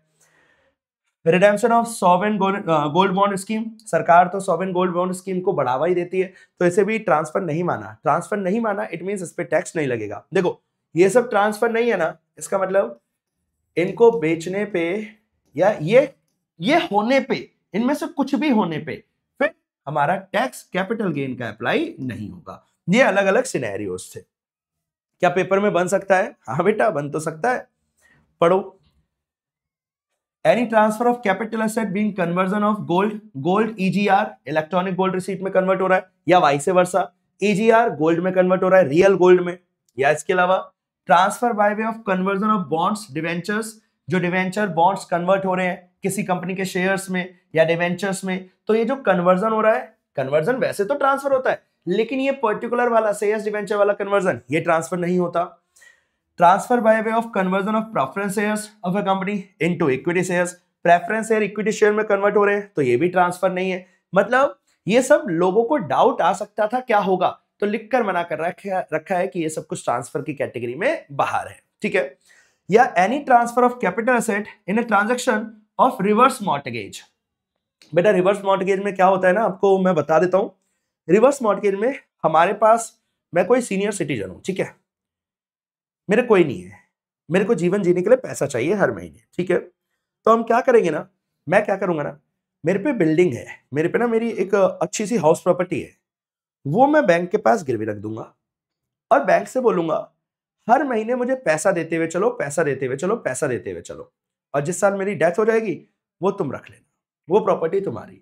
तो इस तरीके से काम चलता है। जनरली होता क्या है, नॉर्मली लोन में क्या होता है, हम प्रॉपर्टी देते हैं और हमारे को एक लमसम लोन मिल जाता है ना। ये तो होता है 10 लाख, 15 लाख, 50 लाख, 1 करोड़, जो भी ये लोन मिल जाता है। यहाँ ऐसा नहीं होता, यहाँ मंथली पैसा मिलता है, जो इंटरवल डिसाइड हुआ है उस इंटरवल पे पैसा मिलता है। तो ये हो गया हमारा रिवर्स मॉर्टगेज, इस कॉन्सेप्ट को बोलते हैं रिवर्स मॉर्टगेज। और इस रिवर्स मॉर्टगेज के तहत कोई कैपिटल एसेट ट्रांसफर हुई है तो वो भी हमारा ट्रांसफर नहीं कहलाएगा। हुई तो है ट्रांसफर, लेकिन स्टिल ट्रांसफर नहीं कहलाएगा। बेटा देखो, अगर मैं इन सारे पॉइंटों पे और टाइम लगा दूंगा ना, तो आगे के जो मेन टॉपिक है सीओए, सीओआई और एग्जम्पशन, वो रह जाएंगे। इसलिए हमने इसे थोड़ा तेजी से खत्म करा है। जितना टाइम इसे वन शॉट में डिजर्व देना चाहिए था, हमने इसे उतना टाइम दिया है कि छूटा भी नहीं, और हमने इसे एक ओवरव्यू भी ले लिया, है ना। बस अगर आपको किसी भी पॉइंट में डाउट है तो उस पूरे पॉइंट को आप डिटेल में एक बार खोलकर पढ़ लेना। डन। इन सारे पॉइंटों की एक ही बात ध्यान रखनी है कि ये सब ट्रांसफर की कैटेगरी में नहीं आता है, लिख कर एक्सक्लूड करा हुआ है कि दीज आर नॉट ट्रांसफर्स। ठीक है, आई होप बच्चे यहां तक क्लियर होगा। Yes sir. चलो आगे देखते हैं। बेटा आगे सर, जब हम आगे बढ़ते हैं ना, तो हमें देखने को मिला कैपिटल गेन कैसे निकलता है। लो भाई कर लो बात, ये तो मैंने आपको बता ही दिया है। कितना पैसा मिला माइनस जो एक्सक्लूसिव खर्चा होता है कमीशन ब्रोकरेज वाला, वो सब कुछ लिखा हुआ है। नेट सेल कंसिडरेशन आया, सीओए सीओआई माइनस करा, ठीक है। फिर शॉर्ट टर्म कैपिटल गेन आया, फिर इसमें से जो भी एग्जाम्पशन है वो माइनस करा, तो जिसके ऊपर tax payable chargeable to tax है वो आ गया। सेम ऐसे बेटा लॉन्ग टर्म का बनेगा। लॉन्ग टर्म का अगर 23/7/24 से पहले का है, 23/7/24 से पहले का लॉन्ग टर्म है, तो यहां सब कुछ सेम चलेगा, बस इंडेक्सेशन आ जाएगा और कुछ। सीओए सीओआई में इंडेक्सेशन कहां आता है, सीओए और सीओआई। देखना ये रहा, सब कुछ है सेम है, फिर ये आ गया इंडेक्सेशन सीओए और इंडेक्स्ड सीओआई। अब सवाल उठता है ये निकलता कैसा इंडेक्स्ड सीओए और सीओआई, तो ये ऐसे निकलता है, ये रहा इंडेक्स सीओआई, ये निकलता है ऐसे। अगर 23/7/24 से पहले का है तो बेटा जो भी सीओ है इनटू में सीआईआई जिस साल ट्रांसफर हुआ उस साल का CII, cost of inflation index, CII question में गिवन होगा, डिवाइडेड बाय सीआईआई जिस साल परचेज करा था। और अगर परचेज 2001 से पहले करा था, तो उस केस में लेट से 1980 में करा था, तो फिर सीआईआई 2001 का, ये ध्यान रखना है। सेम ऐसे ही सीओआई, सीओआई कैसे निकलेगा, इंडेक्स वाला, सीओआई में मल्टीप्लाई करना सीआईआई करंट ईयर का, current year divided by CII जिस साल हमने वो इंप्रूवमेंट करी थी। फॉर्मूला कॉल, मतलब ये पता है ये क्या हो रहा है, इन दोनों से ना हम ये जो सीओए और सीओआई के खर्चे थे इसे आज की वैल्यू में कन्वर्ट कर रहे हैं। आज इंडेक्सेशन का मतलब भी यही होता है, आज की वैल्यू में कन्वर्ट करना है। ये पता है आपने फर्स्ट टाइम सीआईआई कहां पढ़ा होगा, ये आपने इकोनॉमिक्स के अंदर पढ़ा होगा, इंडेक्स नंबर के अंदर, स्टैटिक्स के अंदर ये पढ़ा होगा। सीपीआई होता है, होलसेल प्राइस इंडेक्स होता है, कंज्यूमर प्राइस इंडेक्स होता है, ये वही इंडेक्स की बात कर रहा है। इसे हम यहाँ पे बोलते हैं सीआईआई, और उसी से इंडेक्सेशन होता है। अगर आपको लॉ देखना है तो ऐसा लिखा हुआ है, देख लो एक बार। सीओए निकालने का तरीका, नेट सेल कंसिडरेशन क्लियर था, माइनस करेंगे इंडेक्स सीओए, इंडेक्स सीओए निकालने का तरीका सीओए मल्टीप्लाइड बाय सीआईआई जिस साल ट्रांसफर हुआ, डिवाइडेड बाय सीआईआई जिस साल खरीदा था असेसी ने, या फिर previous year 1-2 whichever is later. इसका मतलब क्या हुआ, इसका मतलब ये हुआ अगर 2007-8 में खरीदा था तो 2007-8 का सीआईआई करना मल्टीप्लाई, लेकिन 1980 में खरीदा था तो अब 1980 वाला मत करना, 2001-2 वाला सीआईआई करना। सीआईआई क्वेश्चन में गिवन होता है, वैल्यूज होती है बेटा, सीआईआई का मतलब वैल्यूज गिवन है, मल्टीप्लाई और डिवाइड करना है और कुछ नहीं। जिस साल ट्रांसफर हुआ उस साल से मल्टीप्लाई, जिस साल वो घटना घटी थी उस साल वाले से डिवाइड, लेकिन घटना 2001-2 से पहले हुई थी, 1990, 80, 70, 75 में हुई थी, तो 2001-2 वाला CII ले लेना, ठीक है। सेम कॉन्सेप्ट अप्लाइज टू हमारा CII। ये cost of COI, this is our cost of improvement into में CII, जिस साल एसेट ट्रांसफर करा, मतलब ये तो करंट ईयर हो गया है ना, करंट ईयर में ट्रांसफर करा है, डिवाइडेड बाय जिस साल हमने वो इंप्रूवमेंट करा था। CII उस साल का जिस साल इंप्रूवमेंट करा था। CII का पूरा नाम फिर से बोल देता हूं, कॉस्ट ऑफ इन्फ्लेशन इंडेक्स, है ना, कॉस्ट इन्फ्लेशन इंडेक्स, कि कितना चीजों के दाम बढ़ गए। 100 रुपए की वैल्यू जो आज से 5 साल पहले थी या 15 साल पहले थी, क्या 100 रुपए की वैल्यू आज उतनी है? चेंज हो गई ना, तो चेंज हो गई। इसे निकलवाने के लिए अपन इंडेक्सेशन करते हैं, जिसे करने के लिए हमारे पास CII का डेटा होना चाहिए, CII का डेटा होना चाहिए। चलो भाई अब आगे बढ़ते हैं। आगे क्या है सर? बेटा आगे बहुत बढ़िया बढ़िया है। अभी देखो क्या क्या हो गया सर हमारा ना, शॉर्ट टर्म सबसे पहले आपने वो देख लिया कि ट्रांसफर होता है, कैपिटल एसेट होना चाहिए, फिर उस ईयर में टैक्स लगता है जिस ईयर में ट्रांसफर हो रहा है, ठीक है। फिर ट्रांसफर की भी एक्सेप्शन थी कि किस किस में नहीं होता, 3 थे ना, याद होने चाहिए बेटा तीनों। फिर उसके बाद हमने देखा ट्रांसफर क्या होता है, कैपिटल एसेट क्या होता है, उनमें से क्या क्या एक्सक्लूड होता है, ट्रांसफर में क्या क्या एक्सक्लूड होता है, अभी थोड़ी देर पहले देखा था। पीरियड ऑफ होल्डिंग देखा, पहले 23/7/24 से पहले का 12 महीने, 24 महीने, 36 महीने। 23/7/24 के दिन या उसके बाद के लिए 2 ही थे, 12 महीने और 24 महीने। अगर 12-24 तक है, अप टू है तो शॉर्ट, और उससे ज्यादा है तो लॉन्ग, ठीक है। शॉर्ट और लॉन्ग से फर्क क्या पड़ेगा सर? बेटा शॉर्ट और लॉन्ग से फर्क यह पड़ेगा कि शॉर्ट में इंडेक्सेशन नहीं मिलता, लॉन्ग में इंडेक्सेशन मिलता है। लेकिन लॉन्ग में भी सब में इंडेक्सेशन नहीं मिलता, लॉन्ग में इंडेक्सेशन जब ही मिलता है जब 23/7/24 से पहले का है, ठीक है। अगर 23/7/24 के बाकी सब कुछ ना बेटा सेम ही है, वही एग्जाम्पशन माइनस करेंगे, फिर हमारा जिस पे टैक्स पेबल करना है वो आ जाएगा। बेटा अब देखना, अब डिफरेंस नजर आएगा, ऊपर वाला भी लॉन्ग टर्म, ये वाला भी लॉन्ग टर्म, इससे ऊपर शॉर्ट टर्म था, 3 हो गए ना टोटल। बस ऊपर वाले लॉन्ग टर्म और इस वाले लॉन्ग टर्म में डिफरेंस क्या होगा? ये 23/7/24 है उसके बाद है, और इसके बाद जो मेजर चेंज था वो ये था कि इंडेक्सेशन नहीं मिलेगा, इंडेक्सेशन नहीं मिलेगा। लेकिन पता है आप आगे जाकर पढ़ोगे टैक्स रेट भी कम हो जाएगा। इंडेक्सेशन नहीं मिला, ये इंसान के लिए बुरा है, एसएससी के लिए बुरा है। इंडेक्सेशन एक बेनिफिट होता है, इससे कॉस्ट बढ़ती है, कॉस्ट बढ़ेगी तो गेन कम आएगा, तो ये हटा दिया सरकार ने। एक मेरे से बेनिफिट खींच लिया तो दूसरी तरफ बेनिफिट दे दिया कि ले बेटा टैक्स रेट कम लगाऊंगा, टेंशन मत ले, टैक्स रेट कम कर देंगे, ठीक है। चलो तो सब कुछ सेम ही है बेटा, फुल वैल्यू कंसिडरेशन माइनस जो भी एक्सक्लूसिव होली वाले खर्चे थे वो माइनस करें, नेट सेल कंसिडरेशन आ गया। फिर इसमें से ये था हमारा चेंज, यहां से देखो इंडेक्सेशन हट गया, है ना, कॉस्ट ऑफ एक्विजिशन आया और कॉस्ट ऑफ इंप्रूवमेंट आया, इंडेक्सेशन चला गया, इंडेक्सेशन चला गया, है ना। तो इसलिए बेटा जो हमने यहां देखा था ना ये वाला टॉपिक,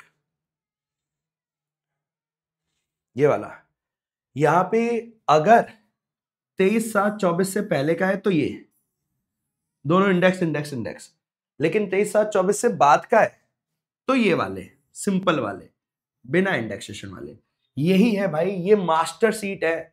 अगर आपने ये कर लिया तो आपका कैपिटल गेन का क्वेश्चन तो अच्छे से होगा ही होगा। बस अंदर के ना कुछ प्रोविजंस आपको अच्छे से देखकर जाने हैं। न्यूमेरिकल क्वेश्चन ही हर बार बनता है तो आपके पेपर में भी न्यूमेरिकल ही बनने के चांसेस हैं, आप भी उसी हिसाब से पढ़ना, है ना। थ्योरेटिकल टॉपिक को हम देखेंगे समझेंगे, लेकिन जो क्वेश्चन बनने की उम्मीद है वो अगर न्यूमेरिकल पे है तो हम न्यूमेरिकल पे ज्यादा फोकस करेंगे ना, जाहिर सी बात है। हमें ना पता है एक सबसे बढ़िया एक अच्छी बात क्या ध्यान रखनी चाहिए, हम मेहनत तो करते हैं, बच्चा ये कहता है सर हम मेहनत तो कर रहे हैं, लेकिन द थिंग इज मेहनत सिर्फ कर लेने से नहीं होगा, उसकी डायरेक्शन भी सही होनी चाहिए बेटा। मेहनत की डायरेक्शन सही है ना तो फिर रिजल्ट आता है positive. You are doing hard work, आप हार्ड वर्क करे जा रहे हो, लेकिन दिशा सही नहीं है, डायरेक्शन सही नहीं है, तो बताओ ना दिक्कत आएगी नहीं आएगी। इसलिए ऑलवेज जब भी कोई आप चैप्टर पढ़ते हो, जो भी आप चैप्टर पढ़ रहे हो, उस चैप्टर से पहले ना क्या करना चाहिए, मैं आपको बता रहा हूं, तरीका चेंज करना पड़ेगा बेटा। बहुत आसान होता है पास होना। जैसे ही कोई चैप्टर शुरू करा ना, तो आप ये देखा करो, एक बार एनालाइज किया करो कि सर उसमें से ना क्वेश्चन कैसे बनते हैं, प्रैक्टिकल बनते हैं या थ्योरेटिकल बनते हैं, या क्वेश्चन बनते भी है नहीं बनते हैं। फिर जब आपने ये एक एनालिसिस कर लिया, देन उसके बाद आप अपने पढ़ने का तरीका देखो। अगर पता चला प्रैक्टिकल है और आप थ्योरी ही पढ़ते रह गए, थ्योरी पढ़ते चले गए, तो कोई फायदा नहीं हुआ ना। आप जिस चैप्टर को जैसे पढ़ना चाहिए उसे वैसे पढ़ो तो फायदा होगा। अगर आपने विधि के विधान के खिलाफ चले गए, जो भी होना चाहिए उसके अगेंस्ट चले गए, तो दिक्कत आ जाएगी। हर चैप्टर को करने का अपना एक टेक्निक होता है, एक तरीका होता है, वो डेवलप करो बेटा, अंदर से डेवलप करो, दूसरे से सीख सीख के नहीं, खुद से डेवलप करो। अंदर इंट्रिंसिक होना चाहिए, वो आपके अंदर से आए कि मुझसे खुद क्यों नहीं हो रहा वो। तो आपको लॉन्ग टर्म में यहाँ एग्जीक्यूटिव तो क्या ही चीज है, आप फाइनल्स में, प्रोफेशनल्स में भी बहुत आसानी से हर सब्जेक्ट में क्लियर कर पाओगे। हर चैप्टर से पहले उसको देखा करो, उसके क्वेश्चंस देख लिया करो, टीचर से पूछ लिया करो कि कैसा क्वेश्चन बनता है, क्या करना है, कैसे करना है, थ्योरी पे फोकस, तो आपको ज्यादा बेटर तरीके से समझने को मिलेगा। चलो बेटा, हमारा एक मेन पोर्शन खत्म हो चुका है। अब हम पढ़ते हैं आगे। ये सारे जो फॉर्मेट से हमने देख लिए हैं, पहले भी मैंने आपको दिखाया, दोबारा मैंने आपको दिखा दिए, क्योंकि अगर आपका फॉर्मेट क्लियर है तो चांसेस तो ये हैं कि आपका न्यूमेरिकल क्वेश्चन भी 100% सही होगा। बस आपको बीच की कुछ प्रोविजंस का अच्छे से पालन करना पड़ेगा, जिसे हम धीरे धीरे करके अब खत्म करते हैं। चलो बेटा देखना, सीओए जब हम ये देख रहे थे तो यहां देखो, यहां पे भी आया सीओए। हाइलाइटर ले लेते हैं, देखना बेटा, ये सही है। यहां पे भी आया सीओए, है ना, यहां पे भी आया सीओए आई, यहां पे भी आया सीओए, यहां पे भी आया सीओआई। मतलब अब इनके बारे में हम पढ़ लेते हैं तो ये पूरा क्लियर हो जाएगा, और जैसे ये पूरा क्लियर होगा फिर हम क्वेश्चन अटेम्प्ट कर पाएंगे। ये होते ही आप न्यूमेरिकल कर पाओगे, फिर उसके बाद एग्जाम्शन और बचेगी। चलो देखते हैं बेटा, कहता है अगर जो हमारा असेट है, लेट्स से मैंने कोई चीज 100 रुपए की खरीदी है, तो कॉस्ट ऑफ एक्विजिशन 100 रुपए हो गए। कॉस्ट ऑफ एक्विजिशन का मतलब हुआ कितने का खरीदा है, कॉस्ट ऑफ एक्विजिशन का मतलब हुआ कितने का खरीदा है, कितने का परचेज करा है। लेकिन कुछ चीजें ऐसी होती है जहां ना क्लियर नहीं होता कितने का खरीदा है, या फिर जीरो जीरो का खरीदा है, तो उस केस में फेयर मार्केट वैल्यू का कॉन्सेप्ट आ जाता है। तो वो सब कुछ कैसे काम करता है, किसमें क्या होता है, उसके कुछ 6-7 सिनेरियो हैं, वो हमारे को देखने हैं। जैसे सबसे पहले हम बात करने जा रहे हैं हमारे गुडविल की। किसकी बात पढ़ेंगे बेटा, गुडविल। सुना होगा, गुडविल का मतलब क्या होता है सर? गुडविल का मतलब होता है किसी भी कंपनी का, किसी भी बिजनेस का, या किसी भी चीज की खुद की जो रेपुटेशन होती है। यहां पे हम रेपुटेशन, बिजनेस या प्रोफेशन या ट्रेडमार्क या ब्रांड नेम, कुछ भी, ये सब कुछ हम बेच रहे हैं, ठीक है, कोई भी इंटेंजिबल एसेट्स है। तो बेटा ध्यान से, कॉस्ट ऑफ एक्विजिशन की बात कर रहे हैं हम। अगर जो गुडविल है वो सेल्फ जनरेटेड है, तो बेटा उसकी कॉस्ट ऑफ एक्विजिशन होगी 0। मैंने गुडविल बेची 1000 रुपए की और सेल्फ जनरेटेड गुडविल थी, तो माइनस होगा 0, 0 होकर 1000 रुपए के 1000 रुपए पे टैक्स लगेगा। कोई भी वो नहीं है, कोई भी कॉस्ट ऑफ एक्विजिशन नहीं, 0 है कॉस्ट ऑफ एक्विजिशन अगर सेल्फ जनरेटेड गुडविल है तो, ठीक है।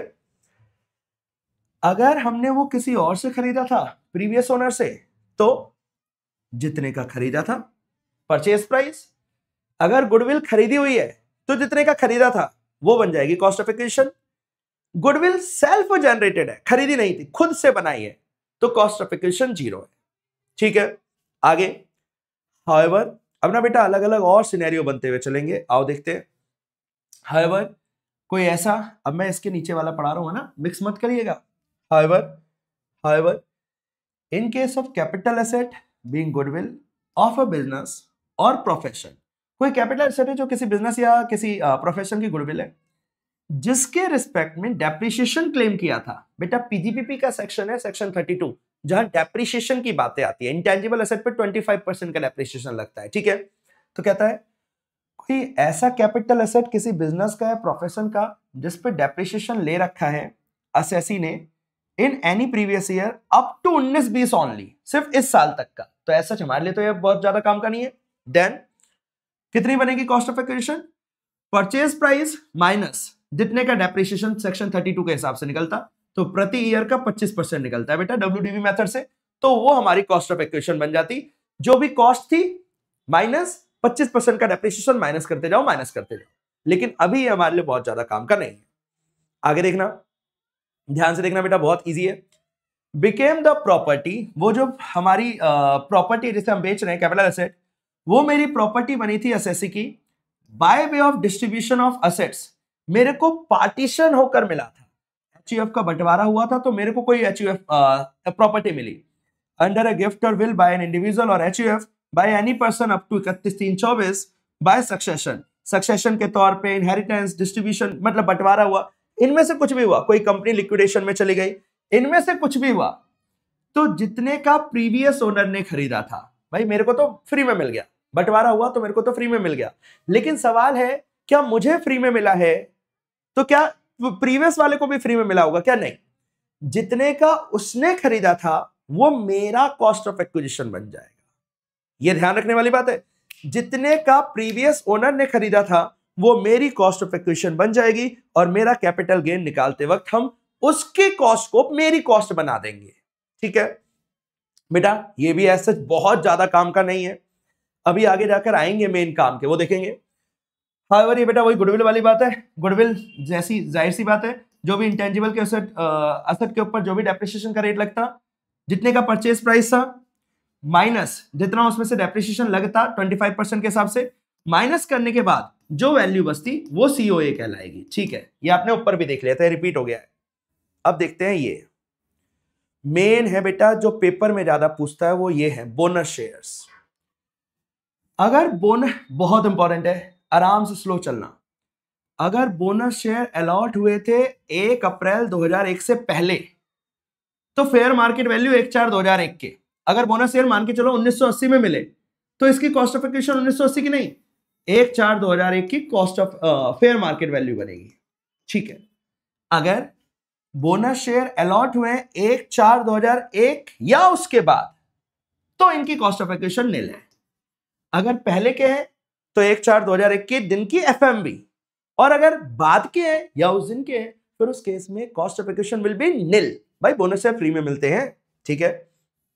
आगे ध्यान से देखना बेटा, bonus share allotted 1/2/2018।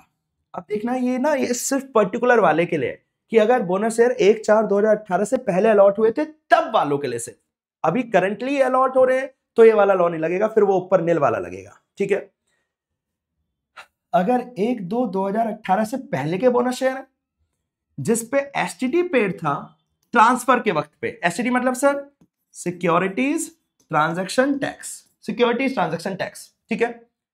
Then higher of, लेकिन जब हायर के आप 2 पॉइंट पढ़ोगे ना, उसमें सेकंड में कहते हैं लोअर ऑफ, तो इन दोनों में से लोअर, फिर इन दोनों का जो लोअर आया वो, और पहले वाला, इन दोनों का हायर।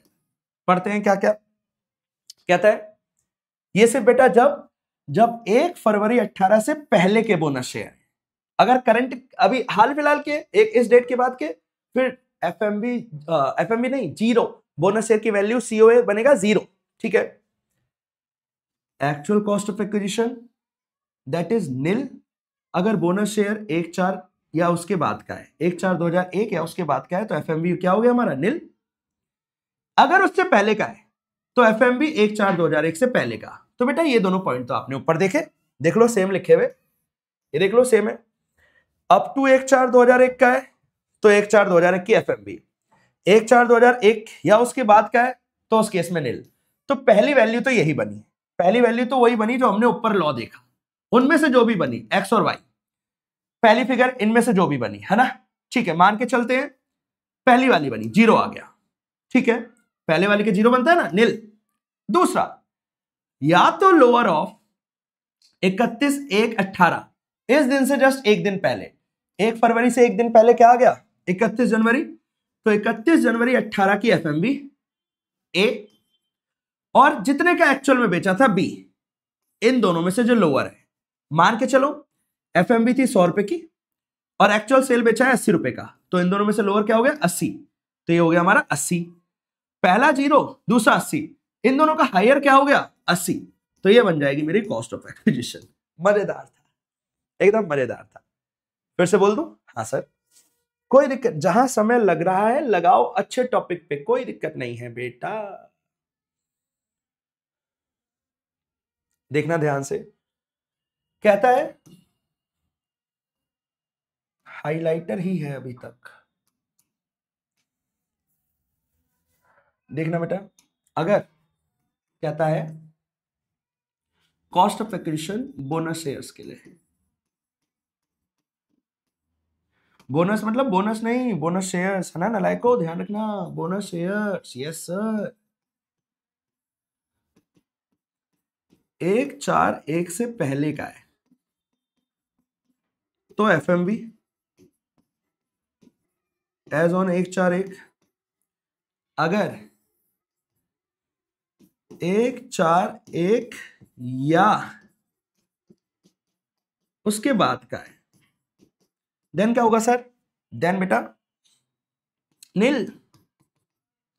अब ना इसी में एक बीच के कुछ टाइम के लिए, अगर 1 फरवरी 18 से पहले का बोनस शेयर है, तो उस केस में ए और बी दोनों में से जो हायर, एच लिख देता हूं, ए के अंदर ये जो हमने फर्स्ट और सेकंड पढ़े ये सेम है, फर्स्ट सेकंड ये सेम, फर्स्ट और सेकंड, और सेकंड वाले में कहता है जो ए था, ए का तो फर्स्ट एंड सेकंड ये हो गया, और जो बी था उसके अंदर कहता है एफएमबी एक दिन पहले की, इस दिन से एक दिन पहले 31 जनवरी 18, या फिर जितने का बेचा, या फिर एक्चुअल सेल कंसिडरेशन, एसी मतलब एक्चुअल सेल कंसिडरेशन, इन दोनों में से जो लोअर है और जो ए में से दोनों से मिलाकर कोई भी वैल्यू, दोनों तो साथ में नहीं हो सकती ना, या तो ये होगा या तो ये होगा, तो इन दोनों में से जो है वो, और इन दोनों का जो लोअर है वो में से जो हायर होगा वो बन जाएगी हमारी cost of acquisition. I hope बेटा इसमें हमने अच्छा खासा समय लगाया, आपको क्लियर होगा। हाँ सर, राइट शेयर्स देखते हैं बेटा, राइट शेयर्स का भी बहुत इजी है, आओ पढ़ो। ओरिजिनल शेयर्स से बेटा आपको पता है ना, राइट शेयर्स में रिनंसिएशन होता है ना, राइट इंटाइटलमेंट मिलते हैं, तो रिनंसिएशन होता है, मेरे को अगर राइट से एग्जिस्टिंग शेयर होल्डर को मिलता है राइट, तो मैं इसे किसी और को रिनाउंस कर सकता हूं, ये सुना होगा, रिनंसिएशन का टॉपिक आपने पढ़ा होगा, ठीक है। तो दोनों, चाहे शेयर बेचूं चाहे रिनंसिएशन करूं, दोनों में ही कैपिटल गेन लगता है, दोनों के ऊपर ही क्या लगता है? Capital gain. आओ शुरू करते हैं बेटा, ध्यान से देखना, ध्यान से।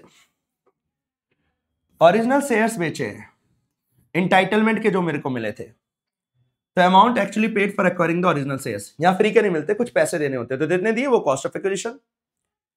Right share subscribe for by the assessee, amount actually paid, बेटा नॉर्मल सी बात है, नॉर्मल शेयर हो या राइट शेयर हो, जितने का खरीदा था वो कॉस्ट ऑफ एक्विजिशन है। राइट इंटाइटलमेंट ये है, ध्यान से, राइट भी मार्केट में बिकते हैं और तो और स्टॉक मार्केट में बिकते हैं, आपकी नॉलेज के लिए बता दूं, शेयर्स तो बिकते ही हैं, जो राइट मुझे मिला इसे राइट इंटाइटलमेंट कहते हैं, ये भी स्टॉक मार्केट पे बिकता है बकायदा, तो मैंने ये बेचा है। तो सुनना, right entitlement which is renounced by the assessee in favour of a person, मैंने राइट इंटाइटलमेंट किसी को दिया है तो बेचा है, कैपिटल गेन लगेगा, लेकिन राइट इंटाइटलमेंट मुझे मिले कितने के थे? 0, तो कॉस्ट ऑफ एक्विजिशन 0 हो गया, नील। क्यों? क्योंकि राइट इंटाइटलमेंट का कोई पैसा नहीं लिया जाता, राइट शेयर्स का पैसा लिया जाता है। जैसे मान के कहता हूं मैं, समझने की कोशिश करना, एग्जांपल के तौर पे कोई 4000 रुपए का शेयर था कंपनी का, मुझे राइट इंटाइटलमेंट, मेरे को बोला गया कि भाई तेरे लिए ना ये 2800 रुपए का है, एग्जिस्टिंग शेयर के लिए, ले बेटा तेरे लिए 2800 रुपए का कर दिया। अब मैं चाहूं तो ये जो मेरे को राइट मिला है ना, राइट इंटाइटलमेंट, वो मेरे को मिला होगा 600-700 रुपए या 500 रुपए का, तो मैं इसे भी बेच सकता हूं, ये फ्री का मिला है मेरे को, इसे मैंने बेच दिया, तो बेचकर मुझे 500 रुपए मिले। ये राइट इंटाइटलमेंट खरीदा कितने का? बेटा इसे खरीदने के तो 0 रुपए मिले हैं, ये तो एग्जिस्टिंग शेयर होल्डर होने के नाते मेरे को मिल गया, तो 0 रुपए, तो पूरा का पूरा 500 रुपए कैपिटल गेन बनेगा, मैं ये कह रहा था। ठीक है, अगला, right shares which are purchased by the person in whose favor the assessee has renounced the right entitlement। अब राइट शेयर्स जिसने परचेज करे, तो जितना भी परचेज प्राइस पेड करा है, तो अगर कहीं पैसा पे करा है तो वो, और अगर कहीं पैसा पे नहीं करा, फ्री फोकट का हुआ है, तो नील। सीधी सी बात है, यही बोनस शेयर का पॉइंट है, यही राइट शेयर का पॉइंट है। राइट शेयर का भी क्वेश्चन बन सकता है, बोनस शेयर का भी क्वेश्चन बन सकता है। ये ध्यान रखना, अपनी सिक्योरिटी लॉ की इस बात को ध्यान रखना, राइट शेयर्स का इंटाइटलमेंट अलग होता है और राइट शेयर्स अलग होते हैं। राइट शेयर्स अलग होते हैं, तो राइट शेयर को बेच के भी कैपिटल गेन होता है, राइट इंटाइटलमेंट को बेच कर भी कैपिटल गेन होता है। लेकिन राइट शेयर में कॉस्ट ऑफ एक्विजिशन होती है, जितने पैसे दिए, लेकिन राइट इंटाइटलमेंट में कॉस्ट ऑफ एक्विजिशन इज 0। बस यही, ठीक है। आगे देख लेते हैं बेटा, लिखा हुआ है लॉन्ग टर्म कैपिटल एसेट, जो कि इक्विटी शेयर्स है, बहुत बेसिक सा है, या फिर units of equity oriented fund है, तो cost of acquisition shall be higher of COA, कितने का खरीदा था, and lower of, cost of acquisition कितने का खरीदा था वो, and second lower of. First और सेकंड में से हायर उठाना है, अरे फर्स्ट और सेकंड में से हायर उठाना है, लेकिन सेकंड वाले में लोअर है, और लोअर की डेट क्या है, और लोअर का क्या लिखा हुआ है पढ़ लेना। FMV of such asset on 31/3/18 and full value consideration, same है, ये लिखा हुआ जो अभी आपने पढ़ा था। क्यों? क्योंकि यहाँ का पॉइंट भी सेम है, ये 1 फरवरी 18 वाली कहानी जो अभी आपने राइट शेयर्स में पढ़ी थी बेटा, ये सेम टू सेम ये वाला पॉइंट है। कहां गया, ये वाला है, ये वाला। बस यहाँ पे स्पेशली बोनस शेयर की बात थी, इस वाले में स्पेशली बोनस शेयर की बात थी, लेकिन जो अभी आप देख रहे हो इसमें इक्विटी शेयर्स और इक्विटी ओरिएंटेड फंड की बात है, लेकिन टाइम पीरियड सेम है, वही एसटीटी वाली कहानी यहाँ पे भी है। ठीक है, चलो, इसमें बस डिफरेंस क्या हुआ सर बेटा, इसमें डिफरेंस ये वाला हुआ, ये दोनों तो सेम है, इसमें डिफरेंस ये वाला हुआ। वहां पे तो बोनस शेयर के केस में तो नील हो जाता था 1/4/2001 से पहले बात का, यहां नहीं है, यहां कॉस्ट ऑफ, यहां तो खरीदा होगा ना, तो यहां कॉस्ट ऑफ एक्विजिशन है। बोनस शेयर में यहां पे वो बातें आती थी 1/4/1 से पहले की और 1/4/1 के बाद की। 1/4/1 के बाद वाले में नील होता था, 1/4/1 के पहले वाले में एफएमवी हो जाता था।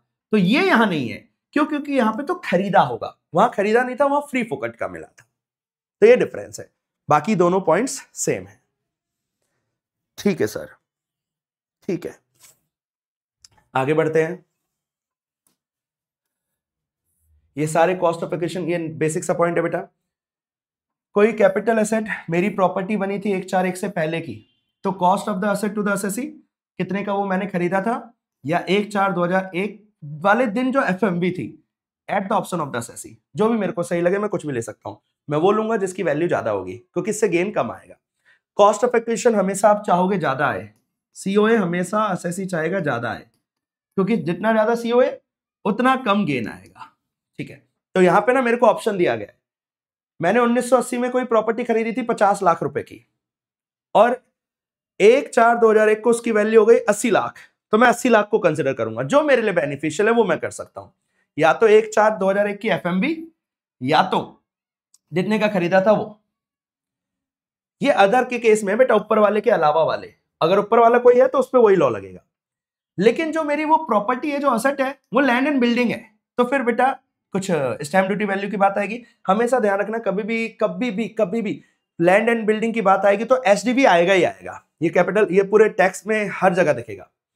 However in case of capital asset being land or building, then FMV on 1/4/2001 shall not exceed stamp duty value. मतलब ये जो एफएमवी है ना, ये अगर लैंड एंड बिल्डिंग की बात चल रही है, तो ये एफएमवी उस दिन की 1/4/2001 की स्टैम्प ड्यूटी वैल्यू से ज्यादा नहीं हो सकता। मतलब मान के चलो, तुम कह रहे हो एफएमवी उस दिन है 100 करोड़ की, और एसडीबी उस दिन की है 60 करोड़ की, तो सरकार कह रही है भाई ये कैसे हो सकता है, तुम एक 100 करोड़ जानबूझ के बोल रहे हो ताकि तुम्हारा सीओए ज्यादा हो जाए, सीओए ज्यादा होकर टैक्स कम देना चाहते हो। तो सरकार ने बोला नहीं नहीं नहीं नहीं, उस केस में ना तुम एसडीबी ही उठाना, एसडीबी से ज्यादा नहीं हो सकती एफएमवी, ये ध्यान रखना। सरकारी रेट है ना, आपको मिल जाएगा, सरकार बताएगी आपको रेट, तो उस हिसाब से कैलकुलेशन करना है, ये ध्यान रखना बेटा। सेम लिखा हुआ है इस वाले केस में, बस ऊपर हमने खरीदा था और यहाँ पे हमारे को किसी से गिफ्ट मिला है, बस एक ही चेंज है, वहां मैंने खरीदा था तो मेरी कॉस्ट, यहां मुझे गिफ्ट मिला है तो cost to the previous owner है। द ओनली चेंज कि उसने, जिसने मेरे को गिफ्ट दिया था उसने कितने का खरीदा था, वो या 1/4/2001 की एफएमबी, और अगर लैंड एंड बिल्डिंग है तो 1/4/2001 की एफएमबी स्टैम्प ड्यूटी वैल्यू से ज्यादा नहीं होनी चाहिए, ये लिखा हुआ है यहां पे। Done? Yes sir. Last point बहुत बेसिक सा बेटा, cost of property in the hands of previous owner can not be ascertained. अगर प्रीवियस ओनर की वैल्यू नहीं निकाल पा रहे तो क्या होगा, the FMV on the date on which capital asset became the property of the previous owner would be considered as cost of acquisition. कह रहा है जो कॉस्ट ऑफ एक्विजिशन है वो नहीं निकल पा रही प्रीवियस ओनर की, तो उस केस में उसकी भी एफएमवी ले लेना। मतलब अभी तक तो मेरे लिए एफएमवी कहता था ना, अब जो प्रीवियस ओनर है जिससे मैंने लिया उसकी भी कॉस्ट नहीं निकल पा रही तो उसके लिए भी एफएमवी ले लेना, ये बस कहना चाहता। तो ऐसे मतलब प्रैक्टिकल रेलिवेंस बहुत ज्यादा नहीं है इसका। सर इसमें से ना मैं आपको चाहूंगा आप अच्छे से 5वां पॉइंट देखकर जाना, लैंड एंड बिल्डिंग की बात बन सकती है, बोनस शेयर देखकर जाना और राइट शेयर अच्छे से देखकर जाना, और इससे जो भी रिलेटेड प्रैक्टिकल क्वेश्चन आपने देखा है खरीदने बेचने का उसे भी अच्छे से देख लेना। पेपर में क्वेश्चन बना तो ये आपके काम आएगा, ठीक है। चलो आगे बढ़े। यस सर, आगे क्या है बेटा, आओ मैं दिखाता हूं आगे क्या है। आगे है हमारा COI, ये बहुत इजी सा है बेटा। Cost of improvement cost of acquisition के सामने तो पानी कम है, पानी कम। आओ देखो कैसे है पानी कम। कहता है गुडविल या कोई और इंटेंजिबल एसेट, इसमें क्या इंप्रूवमेंट होती है, नील। तुम गुडविल में इंप्रूवमेंट करवा रहे हो, हद हो गई, नील। पढ़ना, where the capital asset became the property of the previous owner before 1/4/2001, 1/4/2001 से पहले मैं मालिक बना उसका।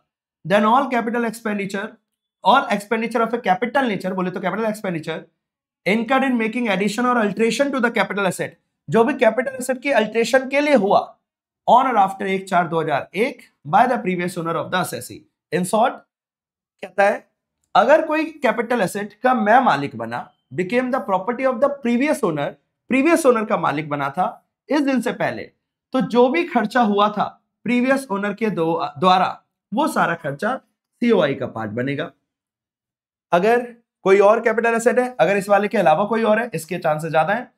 Then all capital expenditure incurred in making addition और अल्टरेशन ऑन और आफ्टर 1/4/2001, 1/4/2001 के बाद जो भी आपने अल्टरेशन, मतलब आपको ये सब कुछ ध्यान नहीं रखना बेटा, मैं सीधी सी बात बोलता हूं, ये छोड़ देना आप, अब बस इतना देख कर जाना, डिटेल में पढ़ने की जरूरत कम है इस पॉइंट में, सीधा देखना। कॉस्ट ऑफ इंप्रूवमेंट मतलब क्वेश्चन में गिवन करेगा जो भी एसेट आप बेच रहे हो उसको ठीक करवाने के लिए, खरीदने के लिए नहीं, वो कॉस्ट ऑफ एक्विजिशन होता, उसे ठीक करवाने वाला खर्चा, ठीक करवाने वाला खर्चा कॉस्ट ऑफ इंप्रूवमेंट कहलाएगा बस। और अगर उससे पहले 23/7/24 से पहले का है तो इसका इंडेक्सेशन भी कर देना बस, और कुछ नहीं। आई का मतलब हो गया आगे इंडेक्सेशन। चलो आगे क्या लिखता है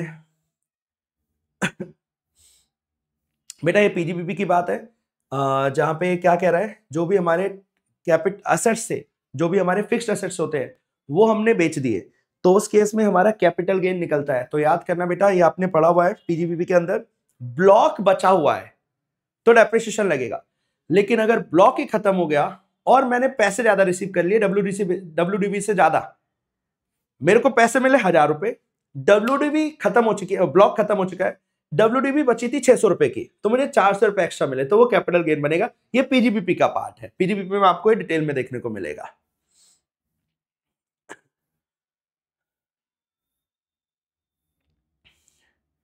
देखना क्या लिखा हुआ है, capital gain on the distribution of assets by the companies. भाई कंपनी जब लिक्विडेशन में जाती है तो जो असेट बांटती है उसके बारे में कुछ क्या रखा है, आपने ये पॉइंट पढ़ रखा होगा अदर सोर्सेज में, डीम्ड डिविडेंड, याद आया किसी को, 222A, B, C, D, E, deemed dividend के पॉइंट होते हैं, वही की बात है बेटा।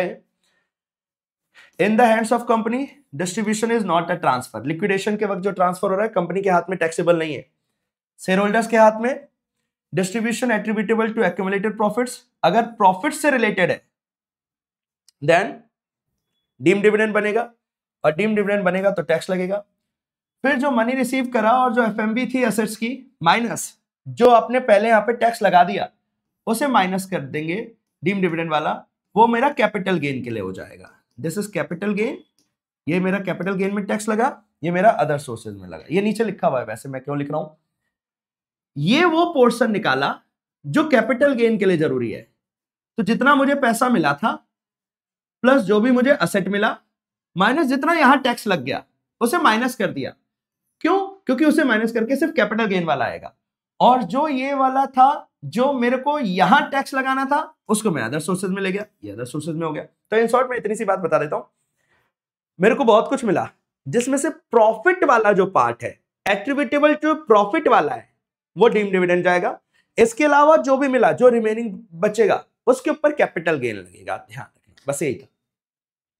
कंपनी के हाथ में कोई भी टैक्स नहीं लगता है, ध्यान रखना, हमारे ही हाथ में टैक्स लगेगा, हम ही बेचारे फंसेंगे।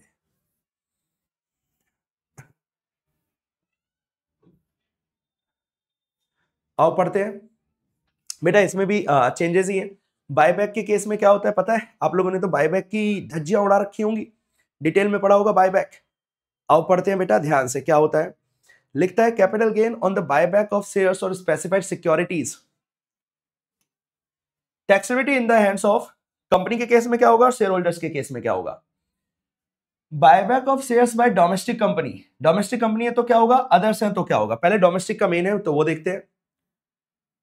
Subject to additional income tax at the rate 23.296। ये क्या रेट हुआ सर 23.296? बेटा इसमें सेस सरचार्ज सब कुछ जुड़ गया है। और ये जब बायबैक हुआ है 1/10/24 से पहले का, ये अमेंडमेंट आ रखी है, और अगर 1/10/24 या उसके बाद है तो फिर उस केस में कंपनी के हाथ में कुछ नहीं होगा, सारा जो वो है हमारा शेयर होल्डर है वो टैक्स पे करेगा। मतलब बस पता है क्या चेंज हुआ है, पहले कंपनी टैक्स पे करती थी, शेयर होल्डर बच गया, अब शेयर होल्डर टैक्स पे करता है, कंपनी बच गई, और कुछ नहीं है। इसे ऐसे देखना, ये पहले वाली कहानी है, इधर वाली है ना, ये पहले वाली है। तो पहले कंपनी टैक्स पे करती थी और शेयर होल्डर के हाथ में एग्जम्प्ट था, अब कंपनी के हाथ में टैक्स नहीं है, शेयर होल्डर के हाथ में टैक्स है। बस इतनी सी बात, और कुछ नहीं। यहां पे लिखा हुआ है लास्ट तक वही, सब कुछ टैक्सेबल होगा, शेयर होल्डर के हाथ में टैक्सेबल होगा। तो अगर मैं करंट सिनेरियो की बात करूं तो करंट सिनेरियो में तो कंपनी टैक्स पे नहीं करने वाली बायबैक के ऊपर, शेयर होल्डर को उसके ऊपर कैलकुलेट करना पड़ेगा, कैपिटल गेन निकालना पड़ेगा और टैक्स पे करना पड़ेगा। थियोरेटिकल टॉपिक शायद बन सकता है क्योंकि रिसेंट अमेंडमेंट है। अगर कोई और कंपनी है डोमेस्टिक कंपनी के अलावा, बेटा 5 तरीके की कंपनी होती है पता है ना, तो पता होना चाहिए। Indian company, domestic company, foreign company, wholly owned subsidy कह रहा हूं, पब्लिकली वाइडली हेल्ड कंपनी है ना, प्राइवेटली हेल्ड कंपनी, तो ये सब कुछ आपको पता होना चाहिए।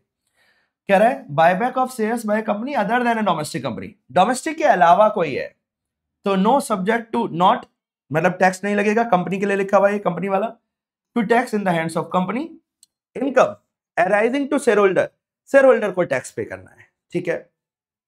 सेम यहां पे लिखा हुआ है not subject to tax in the hands of company. मतलब अगर मैं करंट सिनेरियो की बात करूं, अब कंपनी टैक्स नहीं देने वाली, अब कौन टैक्स पे करने वाला है, शेयर होल्डर, शेयर होल्डर के हाथ में टैक्सेबल लगेगा।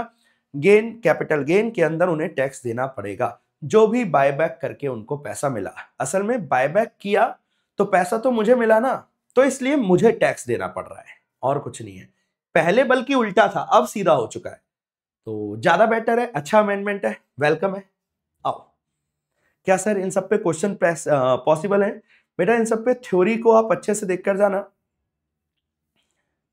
सर ये क्या होता है स्लम सेल, मैं बता देता हूं बेटा। स्लम सेल क्या होता है? स्लम सेल का मतलब होता है सर बिजनेस का एक पूरा पार्ट ही बेच दिया, एक यूनिट ही बेच दी, तो उस केस में अब कैपिटल गेन कैसे निकलेगा? तो जितने का बेचा वो तो एक चीज थी, ठीक है, तो सेल वैल्यू कंसिडरेशन हो गई, फुल वैल्यू कंसिडरेशन, माइनस जो भी ब्रोकरेज कमीशन था वो माइनस हो गया। अब सीओए और सीओआई माइनस करते वक्त हमने तो असेट अलग अलग दिन पे खरीदे होंगे, सबको अलग अलग कैसे करें? तो बेटा सीधा सा बात बोला गया, कुछ नहीं, इतना दिमाग क्यों चलाना है, सीधी सी बात है। जितने का हमने बेचा सेल करा माइनस जो नेटवर्थ थी, खत्म। नेटवर्थ माइनस करो, जितना भी पैसा एक्स्ट्रा मिला वो कैपिटल गेन हो गया। कितना इजी कर दिया। नेटवर्थ कैसे निकलती है? तो बेटा असेट में से लायबिलिटीज माइनस करके निकलती है। असेट में क्या क्या आता है वो सब कुछ नीचे लिखा हुआ है, आओ देखो, ये रहा 36 महीने। बेटा अब अगर करंट की बात करूं तो 24 महीने वाली बात हो जाएगी।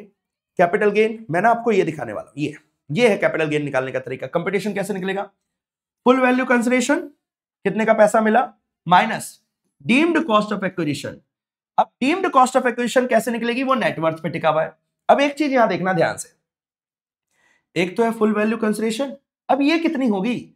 ये होगी fair market value of the capital asset on the date of transfer higher of FMB1 and FMB2। मतलब अलग अलग वैल्यूअर से वैल्यू निकलवाई जा सकती है। आप इसमें बस ये ध्यान रखना, जो भी फेयर मार्केट वैल्यू है वो हो गई मेरी full value consideration. Fair market value इस बिजनेस की, ठीक है, जितने पे वो बिक रहा है या जितना पैसा मुझे मिल रहा है, माइनस जितने का डीम्ड कॉस्ट है। डीम्ड कॉस्ट करना जरूरी है, क्यों? क्योंकि सर सबका ना अलग अलग पॉसिबल नहीं है, तो डीम्ड करने के लिए हमने नेटवर्थ निकाल लिया। इन शॉर्ट इसमें से, इस वाली चीज में से हम नेटवर्थ माइनस कर देंगे। जैसे हम नेटवर्थ माइनस करेंगे तो निकल कर आएगा हमारा क्या? Capital gain. नेटवर्थ कैसे निकलेगा? तो बेटा अकाउंट्स बताती है एसेट माइनस लायबिलिटीज, तो ये लिखा हुआ है aggregate value of total assets minus value of liabilities, ठीक है। अब एसेट के केस में किसकी कितनी वैल्यू लेनी है? अगर कोई डेप्रिशिएबल एसेट है तो उसकी WDV ले लेना, कोई सेल्फ जनरेटेड गुडविल है तो उसकी वैल्यू नहीं लेना, कोई ऐसा एसेट जिसमें 35 AD, बेटा पीजीपीपी का सेक्शन है, 35 AD में 100% डिडक्शन अलाउड है, उसकी वैल्यू भी नहीं लेना। और कोई और एसेट है लाइक डेटर हो गया या कैश हो गया, बैंक हो गया, उसकी जो भी बुक वैल्यू वो ले लेना। ये सब कुछ एसेट की बात हो गई। और जो भी लायबिलिटीज है वो माइनस कर देना। जैसे ही एसेट में से लायबिलिटीज माइनस हुआ तो नेटवर्थ आया, नेटवर्थ को माइनस कर देना। जो हमारी फुल वैल्यू कंसिडरेशन आई थी, फुल वैल्यू कंसिडरेशन में से नेटवर्थ माइनस हुई तो कैपिटल गेन निकल कर आ गया। बस यही है। एक छोटा सा नोट है, अगर कोई रिवैल्यूएशन हुआ है, होता है ना बेटा रिवैल्यूएशन रिजर्व, एसेट का रिवैल्यूएशन होता है, तो उसको इग्नोर कर देना। जानबूझकर रिवैल्यू ज्यादा कर दिया हो तो इसलिए उसे इग्नोर कर देना। इन शॉर्ट मैं ये कह रहा हूं, क्या कह रहा हूं सर? देखो कोई यूनिट बिकी है तो इसे हमने नाम बोला स्लम सेल, स्लम नहीं स्लम है ना, स्लम एक साथ भेज दिया।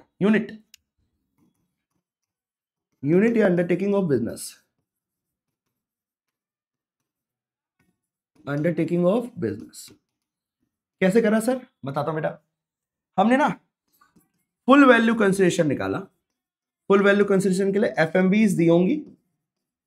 वैसे पेपर क्वेश्चन में जनरली तो वो सीधा बता देता कितने का बेचा, तो एक्चुअल सेल वैल्यू भी आ जाएगी यहाँ पे, एक्चुअल सेल कितने का हुआ, ठीक है। अब इसमें से हमारे को माइनस करना होता है ना COA COI, तो उसकी जगह ना डीम्ड COA COI आएगा, डीम्ड। और ये डीम्ड COA COI का बनाना आप वर्किंग नोट, ठीक है। वर्किंग नोट में क्या करना, फिर ये कैपिटल गेन आ जाएगा। वर्किंग नोट में क्या करना सर? वर्किंग नोट में ना आप करंट क्यों कह रहा हूं, असेट माइनस लायबिलिटीज कर देना। असेट माइनस लायबिलिटीज, ये असेट एंड माइनस लायबिलिटीज का मतलब हो गया ये नेटवर्थ हो गई, तो ये नेटवर्थ माइनस करनी है। फिर जब नेटवर्थ निकाल रहे होगे तो असेट में अलग अलग केसेस में अलग अलग बता रखा था। कोई डेप्रिशिएबल एसेट है तो उसकी WDV, कोई 35 AD वाला एसेट है तो 0, सेल्फ जनरेटेड गुडविल है तो 0, और कोई और एसेट है तो उसकी बुक वैल्यू उठा लेना। और अगर कोई एसेट की रिवैल्यूएशन करी थी तो रिवैल्यूएशन वाली चीज को इग्नोर कर देना। भाई बताओ किस किस को क्लियर है, फटाफट बताओ। शॉर्ट में क्रिस्प ये है जो आपके पीछे लिखा हुआ है, इतनी सी बात है, ये कैपिटल गेन निकल कर आ जाएगा। चलो आगे देखते बेटा।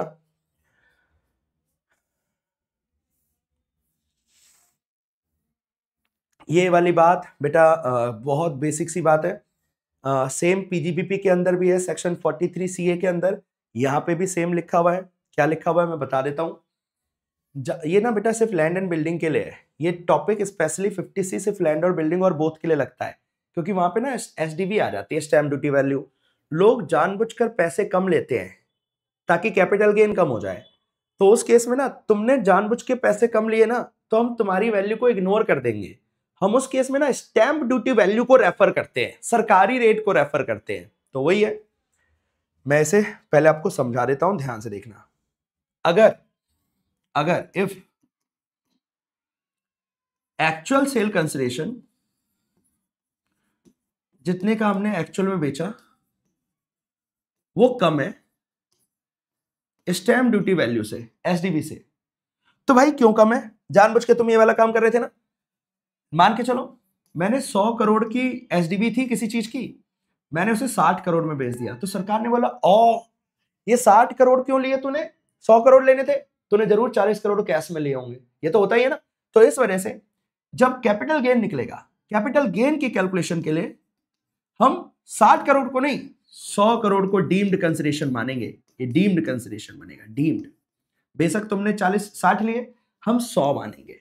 लेकिन अगर 10% तक का चेंज है, 10 का मतलब टोटल 110% हो गया, 10% तक का वेरिएशन है, 10% ही कम लिया था, इससे ज्यादा कोई बहुत ज्यादा कम नहीं लिया, तो उस केस में सरकार बोलती है ठीक है कोई बात नहीं, फिर उस केस में ना जो तुम्हारी एक्चुअल सेल कंसिडरेशन है उसे कंसिडरेशन बना लेना। मतलब इस केस में एसडीवी को इग्नोर कर देना, एसडीवी को क्या कर देना, इग्नोर। तो आओ एक बार मैं आपको पढ़ा देता हूं। लिखा हुआ है if stamp duty value is greater than 110%, अगर 110% से ज्यादा है तो स्टैंप ड्यूटी वैल्यू, लेकिन 110% या उससे कम है तो फिर जितना मैंने लिया था उतना, वो डीम्ड कंसिडरेशन बन जाएगा, डीम्ड सेल कंसिडरेशन। मतलब ये ध्यान रखना, जानबूझकर पैसा कम लिया है, जानबूझकर कम लिया है तो एसडीवी पे ऊपर ही टैक्स लगेगा, तुम जानबूझ के कम ले रहे हो कोई फर्क नहीं पड़ेगा इसका, ठीक है। मेन तो यही था बेटा। और इसके बाद ये वाली चीज भी काम की है, इसका नोट काम का है। कहता है सवाल ये उठता है कि हम एसडीवी कौन से डेट का उठाएं, एसडीवी कौन सी डेट का उठाएं। तो अगर जनरली ना एग्रीमेंट बहुत दिनों पहले हो जाता है और एक्चुअल में ट्रांसफर कुछ दिनों बाद होता है, तो कहता है हम एसडीवी कौन सी डेट का उठाएं, एग्रीमेंट की डेट का है, ट्रांसफर की डेट का। तो लॉ कहता है अगर इस वाले दिन तक, एग्रीमेंट वाले दिन तक कुछ पैसा बैंक के थ्रू ले लिया था, चाहे 1 रुपए क्यों ना लिया हो, कुछ भी पार्शियल या होल, कुछ भी एग्रीमेंट वाले दिन तक पैसा ले लिया था कैश के अलावा बाकी तरीके से, तो फिर एग्रीमेंट वाले दिन को एसडीवी बना देना। अगर ऐसा नहीं हुआ था या कैश में लिया था, फिर इस वाले दिन की नहीं, फिर ट्रांसफर वाले दिन की एसडीवी को यूज करेंगे। मतलब एसडीवी कौन से दिन के यूज करेंगे ये भी ध्यान रखना। एसडीवी वैसे तो हमारे को एग्रीमेंट वाले दिन की कर सकते हैं अगर एग्रीमेंट वाले दिन कुछ एडवांस मिल गया था और वो बैंक में मिला था, कैश में नहीं मिला था, ठीक है। लेकिन अगर कुछ ऐसा नहीं था तो फिर जिस दिन ट्रांसफर हुआ है उस दिन की स्टैंप ड्यूटी वैल्यू उठती है, ठीक है सर, ओके ठीक है। आगे बेटा आपको ये टॉपिक अगर ध्यान से देखना है तो जिन बच्चों ने अभी अभी पीडीपीपी पढ़ा है उनको याद आएगा, ये वहां का सेक्शन 43 सीए के अंदर भी सेम इसी तरीके से बातें लिखी हुई हैं। चलो सर आगे क्या लिखा हुआ है बेटा, बहुत बेसिक सी बात है। क्या है ये सर, कई बार ना जब हम कैपिटल एसेट ट्रांसफर करने की बात करते हैं, बेचने की बात करते हैं ना, तो बातें तो होती है लेकिन बीच बीच में ना कॉन्ट्रैक्ट टूट जाते हैं, और जब टूट जाते हैं ना तो फिर उस पर एप्लीकेबल होता है क्या, हम पैसा फॉरफिट कर लेते हैं। मजे आ गए। मैंने आपको बेचने का वादा करा, 1 करोड़ की प्रॉपर्टी थी, आपने टोकन मनी पकड़ा दिए 50,000, बीच में ना हमारी बनी नहीं, आपका खरीदने का मन नहीं हुआ या फिर कुछ भी हुआ, आपने बोला यार मेरे को नहीं खरीदना, मैंने बोला ठीक है, क्या मैं आपको 50,000 वापस दूंगा? नहीं, वो मैं फॉरफिट कर लूंगा। तो ये जो फॉरफिट वाला पैसा है दिस इज टैक्सेबल।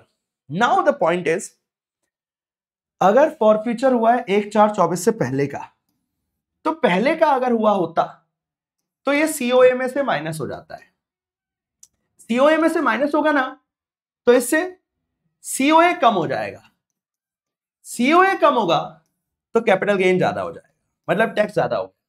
लेकिन अब सिंपल तरीका है, अब सिंपल तरीका क्या हो गया सर, बेटा आज के टाइम पे जो भी आपको फॉरफिचर मिला 1/4/2014 या उसके बाद जो भी फॉरफिचर का पैसा मिला, सीधा सीधा कोई माइनस वाइनस करने का ड्रामा नहीं करना, सीधा अदर सोर्सेज में जाकर टैक्स लगा देंगे। मतलब 1/4/14 से पहले का है तो सीओए में से माइनस, ये लिखा हुआ है यहाँ पे, और अगर 1/4/2014 या उसके बाद है तो बढ़िया हो गया, तो फिर अदर सोर्सेज में। तो क्वेश्चन में डेट देख लेना कब का है, कई बार क्वेश्चन ऐसा बोलता है दो वो करता है वो फॉरफिचर, एक पहले का एक बाद का, तो कुछ नहीं करना, पहले वाले का COMA से सीधा सीधा माइनस कर देना, और जो बाद वाले का है उसे वहां कुछ करना ही नहीं, उसे सीधा बोलना है तो अदर सोर्सेज में टैक्सेबल होता है। बस बताओ बच्चों, किस किस को क्लियर है यहां तक का? किस किस को क्लियर है यहां तक का? बेटा ये वन गो में जितने कम से कम समय में मैं ज्यादा से ज्यादा चीजें बोल सकता हूं मैं बोल रहा हूं, दिखा सकता हूं मैं दिखा रहा हूं। दोनों ही चीजें काम की हैं, कम टाइम ज्यादा कंटेंट। किसी भी टॉपिक में आपको डाउट है मुझसे पर्सनली कनेक्ट करो, हम अलग अलग जगह पे कनेक्ट हो सकते हैं। आप सब कांटेक्ट आज के टाइम पे कनेक्ट करना कितना आसान हो चुका है, तो कनेक्ट करो, डाउट पूछो, जो भी है, आप बस पास होने चाहिए भाई। पास होने के लिए आपको जो भी करना पड़े, ये जहां से मैं पढ़ा रहा हूँ ये सब कुछ आपको कंटेंट मिल जाएगा। PW की ऐप पे सारा आपको अवेलेबल हो जाएगा, जो मैं लिख रहा हूँ वो सब कुछ भी मिल जाएगा, ये नोट्स भी मिल जाएंगे। अगर ना मिले तो बताना, मैं कहीं ना कहीं से आपको शेयर करवाऊंगा। बस एक ही मकसद है, आपका रिजल्ट पॉजिटिव हो जाए। पढ़ लो बेटा, यही टाइम है ना। पता है होता क्या है, हम लोग ना बाद में बहुत सोचते हैं, इंसान यही होता है। जब टाइम होता है ना, मैं बीच बीच में आपको पता है क्या करता हूं, मैं बीच बीच में ना आपको जगाने की कोशिश कर रहा हूं। जाग गए ना तो पास हो जाओगे, जागने की देर है। आप में से कौन ऐसा है जो होशियार नहीं है भाई? कौन है ऐसा? सब में दिमाग है। द ओनली थिंग इज आप ना जागते नहीं हो यार, जागते हो तो लेट जागते हो। अगर मैं आपको जगाने में कामयाब हुआ ना, तो आप पक्का है, मैं पक्का कह रहा हूं, आप पास हो जाओगे। बस जागो, मेहनत करो, क्यों लंबा खींचना है, फटाफट पास हो जाओ।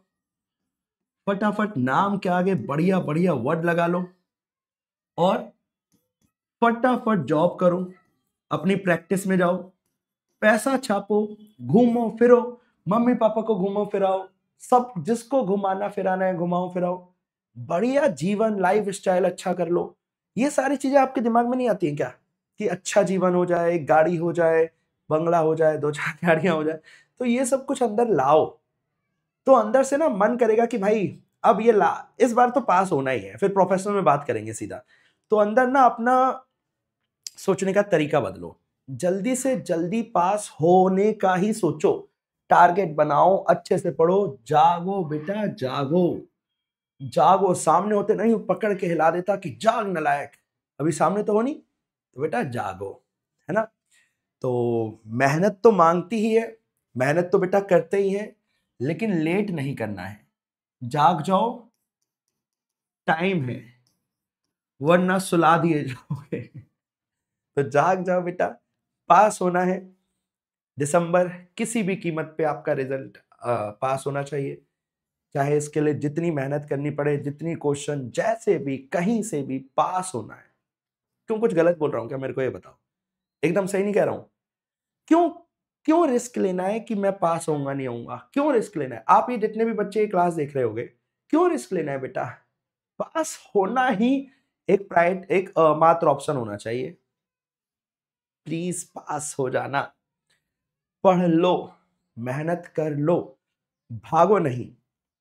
आपके घर वाले मेहनत करते हैं, पापा मम्मी मेहनत कर रहे हैं, आप क्यों नहीं कर रहे हो? अगर कर रहे हो तो बढ़िया, अगर नहीं कर रहे हो तो क्यों? उनको एक अच्छा जीवन नहीं देना क्या आपको? आपके छोटे भाई बहन होंगे या बड़े भाई बहन होंगे, बड़ा भाई बहन ये नहीं चाहेगा कि आप वो गर्व से अपने ऑफिस में या दूसरों को बोले कि मेरा भाई तो CS है। मतलब ये ऐसा कुछ अंदर से आना चाहिए ना, कि जल्दी से डिग्री आ जाए, एक बढ़िया सा कॉन्वोकेशन हो, यूं टोपी उछालें CS वाली, मतलब वो जो एक मस्त तरीके का एक वो होता है फोटो सेशन, उस दिन पूरा वो ब्लैक कलर का कॉन्वोकेशन में पहन के जाए, फोटो CS के सर्टिफिकेट के साथ फोटो। ये सारी चीजें तो सपना होता है लोगों का, और सपने के पीछे लोग काम करते हैं तो उसे मिल भी जाता है। सेम क्वेश्चन पेपर में किसी के नंबर बहुत अच्छे आते हैं, किसी के कम आते हैं। क्यों भाई? मेहनत नहीं करते ना, करते हैं तो बढ़िया तरीके से नहीं करते, सही डायरेक्शन में नहीं करते, लेट करना, बहुत सारे कारण होते हैं। तो अभी भी बेटा इनफ टाइम है, अच्छे से पढ़ोगे ना, अभी भी पास किया जा सकता है आपका, अभी भी आपका रिजल्ट पास में कन्वर्ट हो सकता है, ठीक है, और आसानी से हो सकता है बिना हैक्टिक किए हुए। चलो सर, ये हमारा इसकी बात हो गई। हाँ सर, चलो बेटा, टैक्स रेट दे रखे हैं, इसमें कुछ समझने वाला नहीं है, इसमें सिर्फ टैक्स रेट्स है।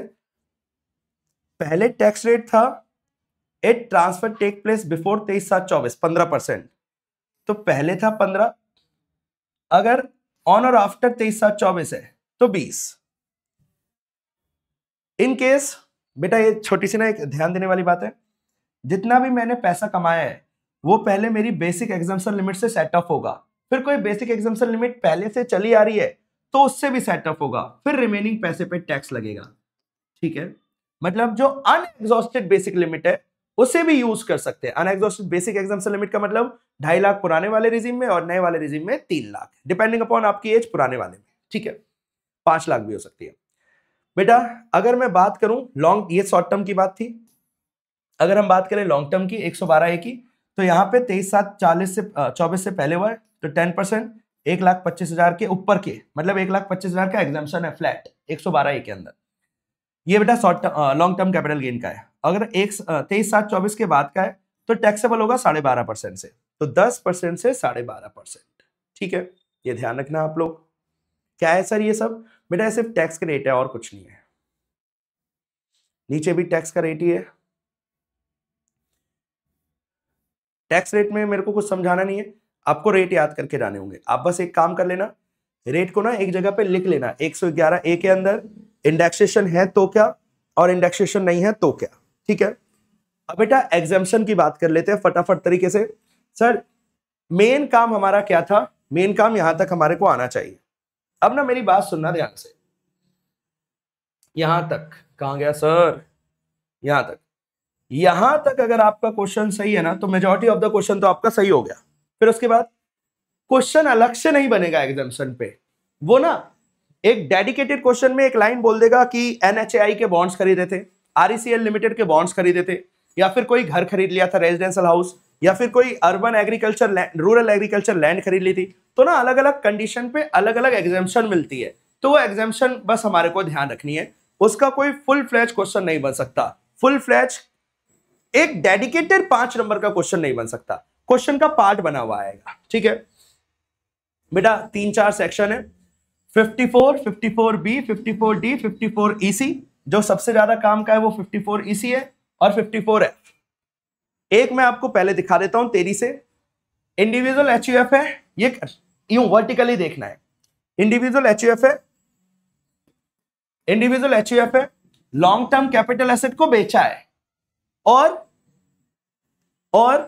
उस लॉन्ग टर्म कैपिटल एसेट जो कि मेरा घर था, रेजिडेंशियल एसेट प्रॉपर्टी था, उस पे हाउस प्रॉपर्टी के अंदर टैक्स भी लगता था, और अब मैंने उसे बेचकर जो पैसा आया उससे 1 या 2 घर खरीद लिए। कितने टाइम के अंदर? बेटा 1 साल पहले या 2 साल के अंदर या 3 साल के अंदर कंस्ट्रक्ट करवा लिया। ये जो 1 साल और 2 साल वाली बात है ये खरीदने के लिए, खरीदने के लिए, खरीदने के लिए। और जो ये वाली है ना, दिस इज एप्लीकेबल टू, ये वाली एप्लीकेबल है हमारी किसके लिए? कंस्ट्रक्शन के लिए। तो मान के चलो ऐसे देखना, ऐसे ये है दिन, है ना, इस दिन ट्रांसफर हुआ, तो यहां से 1 साल पहले खरीद लिया या 2 साल में खरीद लिया या 3 साल में कंस्ट्रक्ट हो गया, इनमें से कुछ भी एक कर लिया, तो जितना आपका कैपिटल गेन है ना उसकी एक लिमिट है, अभी आप पढ़ोगे 2 करोड़ 10 करोड़, तो उतना आपका एग्जेम्प्ट हो जाएगा, ठीक है। लेकिन ये सिर्फ इंडिविजुअल HUF को बेनिफिट मिलेगा। अमाउंट ऑफ एग्जाम्पशन 1 या 2 घर की वैल्यू, लेकिन आप लास्ट में जाकर पढ़ोगे 10 करोड़ से ज्यादा नहीं होनी चाहिए, ठीक है। दूसरा सेकंड है बेटा 54B, ये भी इंडिविजुअल HUF, ज्यादातर बेटा इंडिविजुअल HUF के लिए देखो, पहला, दूसरा और तीसरा, है ना। इसमें अर्बन एग्रीकल्चर लैंड थी, अर्बन एग्रीकल्चर, शहर की अर्बन एग्रीकल्चर, और वो अर्बन एग्रीकल्चर ऐसा ना हो कल ही एग्रीकल्चर शुरू कराओ, 2 साल से एग्रीकल्चर चलना चाहिए कम से कम, चाहे वो करे चाहे उसकी फैमिली मेंबर्स करे, यहां पे लिखा हुआ है।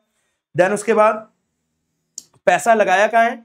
जो पैसा कमाया अर्बन एग्रीकल्चर लैंड को बेचकर, क्योंकि रूरल तो वैसे भी कैपिटल एसेट नहीं होती ना, वैसे भी टैक्स नहीं लगता, अर्बन वाली एग्रीकल्चर बेची है और उससे बेचकर अर्बन या रूरल में एग्रीकल्चर दूसरी खरीद ली तो एग्जेम्प्ट मिल जाएगा। मतलब एग्रीकल्चर की जमीन को बेचकर एग्रीकल्चर ही खरीद लो, फायदे में रहोगे।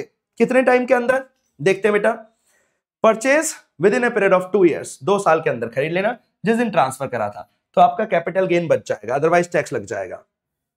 ठीक है, कितना, जितने का कैपिटल गेन था कितना मिलेगा बेनिफिट, यहां पे कोई लिमिट नहीं है बेटा। जैसे यहां था ना 10 करोड़ वाली बात फर्स्ट वाले में 54 में, यहां कोई लिमिट नहीं है। जितने का नई एग्रीकल्चर लैंड थी या जितने का कैपिटल गेन था, दोनों में से जो लोअर है वो एग्जेम्प्ट हो जाएगा। ठीक है सर। तीसरा सर कंपलसरी एक्विजिशन का डेडिकेटेड पॉइंट है, ये लिखा है 54D, कोई भी एसएससी है लैंड एंड बिल्डिंग जो इंडस्ट्रियल अंडरटेकिंग की थी, और अब वो क्या हो गया है, वो लैंड एंड बिल्डिंग 2 साल से उस पे लैंड एंड बिल्डिंग पे इंडस्ट्रियल अंडरटेकिंग चल रही हो कम से कम, जैसे यहां 2 साल से खेती बाड़ी चल रही हो, यहां पे 2 साल से लैंड एंड बिल्डिंग यूज हो रही हो इंडस्ट्रियल पर्पज में। ठीक है, और अब क्या हुआ है, ये हुआ है इनका कंपलसरी एक्विजिशन, ये था इसका सबसे काम का पॉइंट। पहले दूसरे में कंपलसरी नहीं था, तीसरे वाले में सरकार ने जबरदस्ती ले ली वो इंडस्ट्रियल अंडरटेकिंग, वो लेकर मेरे को पैसा दिया, मुआवजा दिया, अब मैंने उससे दूसरी इंडस्ट्रियल अंडरटेकिंग ले ली तो भी एग्जेम्प्ट हो जाएगा। ठीक है, ये लिखा हुआ है, क्या खरीदा उससे हमने लैंड और बिल्डिंग खरीदी या कोई राइट खरीदा कि वहां पे मैं बिजनेस शुरू कर सकूं, तो एग्जेम्पशन मिलेगी। कितने साल के अंदर ये वाला काम करना है, परचेज या construct within 3 years after the date of transfer, नया सेटअप कर लेना तो फिर आपको बेनिफिट मिल जाएगा। मतलब सरकार ने ले लिया तो उस पैसे से जाकर तुम नया खरीद लो, तुम्हारे को एग्जेम्पशन मिल जाएगी। कितनी मिलेगी बेटा, सेम लिखा हुआ है, या तो जितने का नया खरीदा या तो जो कैपिटल गेन था, विच एवर इज लोअर, ये तो लोअर है तो ये तो हमेशा ही चलेगा। अगला वाला सर, अगले वाले में एनईएसएससी अगेन है, अगर 6 महीने के अंदर, इसमें एक खास बात है, बाकी सब में 2 साल 3 साल देख रहे हो ना, यहाँ पे 6 महीने है, कोई भी एसएससी है जो लॉन्ग टर्म कैपिटल एसेट और लैंड एंड बिल्डिंग है, दोनों है, लैंड एंड बिल्डिंग है और लॉन्ग टर्म भी है, वो बेच रहा है, और वो बेचकर जो प्रॉफिट कमाया ना उसे एनएचएआई या आरईसीएल के बॉन्ड्स खरीद रहा है, 5 साल बाद रिडीम होने चाहिए, उससे पहले वाले नहीं, 5 साल बाद वाले रिडीम वाले, तो उसे खरीद रहा है कितने टाइम के अंदर, ये ध्यान देना बेटा, 6 महीने के अंदर, 6 महीने के अंदर अंदर खरीद लेना तो 50 लाख तक की एग्जेम्पशन है, यहां पे लिमिट है बेटा 50 लाख की, ये ध्यान रखना। यहां पे लेट्स से मैंने इन्वेस्ट करे 40 लाख और मेरा गेन हुआ था 30 लाख, तो 30 लाख एग्जेम्प्ट हो जाएगा। मेरा गेन हुआ 80 लाख का और मैंने इन्वेस्ट कर दिए थे 70 लाख, तो 80 लाख में से 50 लाख ही एग्जेम्प्ट होगा, मैक्सिमम 50 लाख की लिमिट है, ध्यान रखना 54 EC के अंदर। और लास्ट वाला 54F अगेन इंडिविजुअल एचयूएफ पे आ गया, ये पहले जैसा ही पॉइंट है, any LTC other than residential house, यहां रेजिडेंशियल हाउस था, यहां कोई कुछ और है घर छोड़कर, तो ये पता है किन लोगों के लिए था, जिन बेचारों के पास एक भी घर नहीं है, सिर्फ उन लोगों के लिए एग्जेम्पशन आई थी। तो कह रहा है assessee should not own more than 1 or 2 residential houses, एक घर से ज्यादा उसके पास नहीं होना चाहिए, अगर एक घर से ज्यादा पहले से तो ये बेनिफिट नहीं मिलेगा। उसे नया घर कितने टाइम के अंदर खरीदना है, 2 साल के अंदर या 3 साल के अंदर खत्म, खरीदना है तो 2 साल के अंदर, या कंस्ट्रक्ट करवाना है तो 3 साल के अंदर नया घर खरीद लेना, एक ही घर होना चाहिए, एक से ज्यादा घर है तो बेनिफिट नहीं मिलेगा। कहां पे खरीदना है, इंडिया, जापान में मत खरीद लेना, इंडिया में खरीदना है तो बेनिफिट मिलेगा। ठीक है, और कितने का मिलेगा, cost of new residential house, जितने का नया घर खरीदा, मान के चलो 100 रुपए का, अगर ग्रेटर है नेट सेल कंसिडरेशन से, खरीदा था 100 रुपए का और पैसे मिले थे 80, तो सर पूरा का पूरा एग्जेम्प्ट हो जाएगा, ये लिखा हुआ है। देन द इंटायर, नीचे करता हूं बेटा, then the entire capital gain is exempt. क्यों सर इंटायर, क्यों, क्योंकि बेटा लगा ज्यादा दिए, घर में ज्यादा लगा दिए, पैसे कम मिले थे, बेचकर पैसे कम मिले, लगा दिए 110 करोड़ और घर बेचकर 110 तो ज्यादा हो गया बेटा, 50 लाख रुपए घर में लगा दिए और बेचकर पैसे मिले थे 30 लाख, तो मैंने सारे लगा दिए ना, जेब में कुछ लेकर तो नहीं गया, तो पूरा एग्जेम्प्ट हो जाएगा। लेकिन उल्टा कर दो, 30 लाख रुपए लगाए और मिले थे 50 लाख, तो बेटा अब जितने लगाए हैं उसका आपको रेशियो निकालना पड़ेगा और फिर उसके हिसाब से एग्जाम, मतलब पूरा एग्जाम नहीं होगा, ये नीचे लिखा हुआ है, प्रोपोर्शनल होगा। प्रोपोर्शनल का मतलब क्या होता है भाई, मैंने ये जो एग्जाम्शन वाले टॉपिक करवाए ना, इसकी ना आप समरी बना लेना बस, और कुछ मत करना। नहीं बनेगी तो मेरे को बताना, मैं दे दूंगा। 54 बी सी जितने भी सेक्शन है सारे लिख देना, है ना। इसी तो खासतौर पे फिगर लिखना कितनी कितनी है, बस यही इंपॉर्टेंट है। ज्यादा डिटेल्ड में कम पूछता है, एक बार बस रीड कर लेना और बाकी बस फिगर की वो बना लेना, नोट्स बना लेना, फिर ये हो जाएगा। कहा कितने टाइम के अंदर, तो मेन टाइम पीरियड हमारा 54 ईसी वाला है, 6 महीने वाला। बाकी जगह सारी जगह पे सेम है। अपना बस एक पेज, ज्यादा ज्यादा आधे पेज की इसकी एक समरी बना लेना, आपका फायदा हो जाएगा। डन बेटा। देखो मेरे को जितना मैं तेज करवा सकता था मैंने करवाया, है ना। 1 घंटा 45 आवर्स के अंदर ये हद से बड़ा लेंथी चैप्टर, अगर इसे मैं 3-4 घंटे में कराता ना तो आधे बच्चे उसे देखते ही नहीं, ये एक दिक्कत है। तो हमने कम समय लगाया है। अब ना आपने चैप्टर समझ लिया, अब क्या करना चाहिए हमारे को, सर एक काम करना, आपने समझ लिया, अब मैं ना इसे लेकर आ जाऊंगा सुपर डुपर में क्वेश्चंस लेकर। सुपर डुपर में हम इसके क्वेश्चंस कर लेंगे, सुपर डुपर सीरीज में, फिर ये सोने पे सुहागा हो जाएगा। मैंने करवा दिया, योर होम टास्क क्या होगा, एक सुमित सर ने करवा दिया, प्लस मैं खुद कर लूंगा, मैं खुद करूंगा। अब बेटा करने में ज्यादा टाइम मत लगाना, ज्यादा 2 से 3 दिन लेना मैक्सिमम, फिर सुमित सर क्वेश्चन करवा देंगे, फिर मैं खुद क्वेश्चन कर लूंगा, मैं खुद क्वेश्चन करूंगा। ये आप जब भी आप ये क्लास देख रहे हो, ये काम अगर आपने उसके 3 से 4 डेज के विद इन कर लिया, बेटा पक्की बात है 6 नंबर का क्वेश्चन बने, 7 नंबर का क्वेश्चन बने, आप उसमें 5 मतलब 80% 90% नंबर जरूर ले आओगे, 100% ले आओगे, गारंटी के साथ कह रहा हूं ले आओगे। बेटा अगेन हम तेज चले, जहां मेरे को जरूरत लगी मैंने उसे बहुत डिटेल में पढ़ाया, लिखवाया, समझाया, सब कुछ करवाया, और जहां बहुत बेसिक था उसे हम थोड़ा सा तेज लेकर चले, है ना। आई होप बच्चे आपको ये क्लास अच्छी लगी होगी। अच्छी लगी होगी तो एक बढ़िया सा जो मन करे वो करना आप, है ना, मैं बोलूंगा नहीं, बाकी लाइक जरूर करना है, और बस यही है, पढ़ते चलो, मन लगाकर नाम रोशन करना है अपना, पेरेंट्स का, हमारा, सबका। एग्जीक्यूटिव पास करना है बेटा, एग्जीक्यूटिव फॉर श्योर, ऐसा होना चाहिए। और प्रोफेशनल में पहुंचो फटाफट, जीवन जियो, वहां पे मस्त तरीके से ट्रेनिंग वगैरह करो, मजे आएंगे। ठीक है, तो चलो बच्चे, आई होप कि आप लोग पढ़ना शुरू करोगे। आपने पहले पीडीबीपी, सैलरी, ये बड़े बड़े लेवी एंड कलेक्शन, इन सब का वन शॉट देखे हुए, तो नहीं देखे हुए तो उन्हें भी देखो, सुपर डुपर क्वेश्चंस करो, घर पे भी बैठकर क्वेश्चंस करो और पढ़ो, बैकलॉग खत्म करो अपने सारे। ऑल द बेस्ट, प्लीज अच्छे से पढ़ लेना, डाउट लगेगा तो मैं अवेलेबल हूं, मुझसे कनेक्ट करो, हम सारे डाउट्स को खत्म करेंगे। ठीक है, रिवाइज करने के बाद क्वेश्चन में जरूर करना। सभी को बाय बाय।